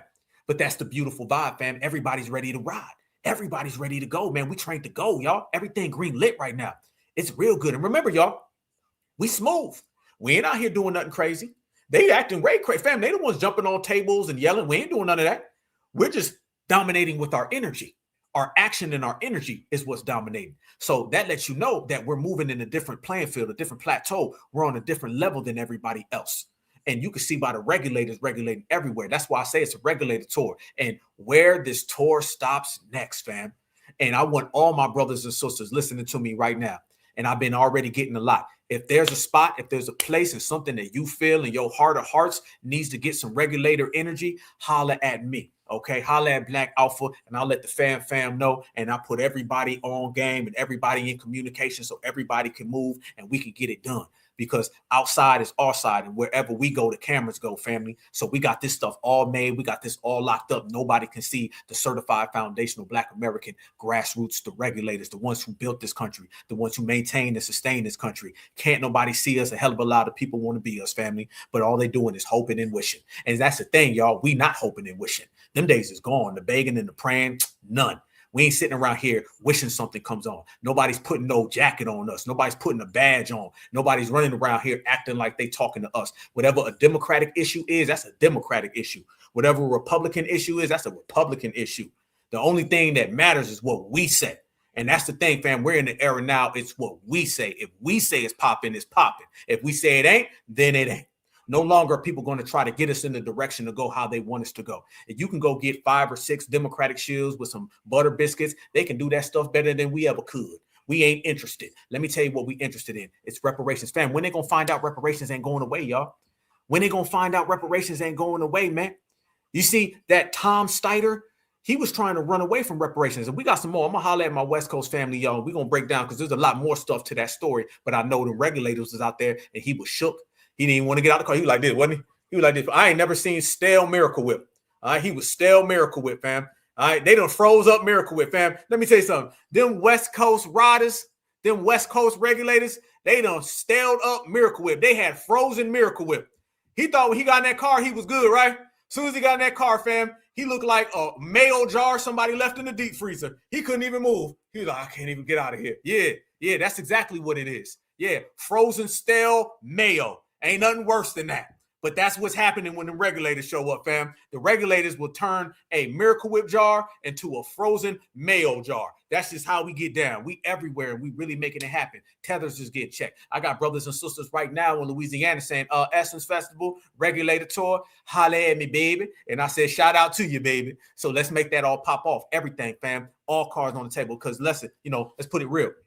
You said that's custard. You ain't lying. Let's keep it all the way real, family. When the certifieds get on business and get on accord, everything changes. And that's the beauty of us. And that's what separates us from everybody else. So this foundational Black American Renaissance is real. But we not stopping with reparations. Reparations is a thing that they just keep wishing will go away. And you hearing reparations everywhere. Think about it, fam. You just heard our sister out there in California. And she said, you know about cut the check. You know about reparations. And then you seen our brother on the East Coast, and he said, no reparations, no vote. And then you heard Black Alpha in the Deep South. And I said, on behalf of foundational Black Americans, we demand cash payment reparations, Kamala. Family, that's reparations on one side of the country, on the other side of the country, on the north of the country, on the south of the country. Reparations is everywhere. Every corner they turn, reparations is waiting on.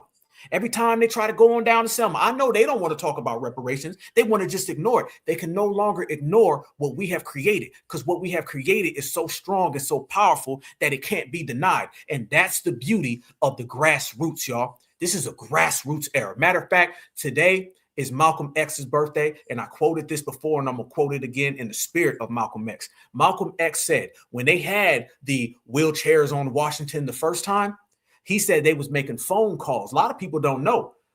Malcolm X was at the March on Washington. Yes, he was. And Malcolm X had a famous quote. He said that they was making phone calls to all the Boule people because they knew that the regulators was going to show up. The same thing, fam. Let me historically break this down for everybody, okay? The same exact way they're trying to have all these Boule events and they're afraid of the regulator tour showing up. That's exactly what happened with the March on Washington. They had all them Boule folks popping off, and they was making phone calls and saying, hey, I don't want none of them certifieds from the 1960s popping up. Don't tell me the regulators from the 1960s is going to be there. Malcolm X was there. Malcolm X pulled up, and Malcolm X said it vividly. He said they got on the phone, and he said, hey, I got a question for you, to one of the Boule people. This is the W talking to one of the Boule. He said, can you do me a favor? The Boule guy said, what? He said, please, somehow, some way, can you stop this Black American grassroots movement? And you know what the Boule person said? The Boule person said, nah, boss, I can't stop the grassroots movement. He said, why? The Boule said, because I ain't started. Quote to brother Malcolm X for that great, great quote of his, family. They can't stop us because they ain't start us. But when they get us started, we finish it. Certified salute, baby. I'll see y'all all, fam. Email, send them to me. Regulators, mound all the way up. Yes, indeed. Rest in peace, Malcolm. Certified salute to the sky up above. Regulator tour, 24/7. Energy is ours. Game in our hand. Grassroots, independent, shutting everything down. Like it or not, it's already happening. Love y'all with a passion. Stay good, stay safe, stay strong, family. Make sure that you know exactly what time it is. Make sure you let them know what time it is, because it's always certified time. And if you certified all the time. From your boy, Black Alpha, #1 activist, livest chat in the world. See you guys again Thursday, Friday, and we're going to guarantee to cook up something special for everybody. Certified salute. Always remember, no matter where you go, no matter where you at, that Black is beautiful, and beautiful is always Black. Much love. Tupac, bring us home, brother. I don't care what y'all think. If you whatever the fuck you think you are, and until we own some shit, I'ma call it like it is. How you gonna be a man and we starving? Go ahead. You know? And you can walk by 5 different houses, ain't a man in either one of them motherfuckers. How we gonna be a man? How we gonna be African Americans? And we out here done. We thugs and we niggas until we set this shit right. Trust me when I tell you that shit.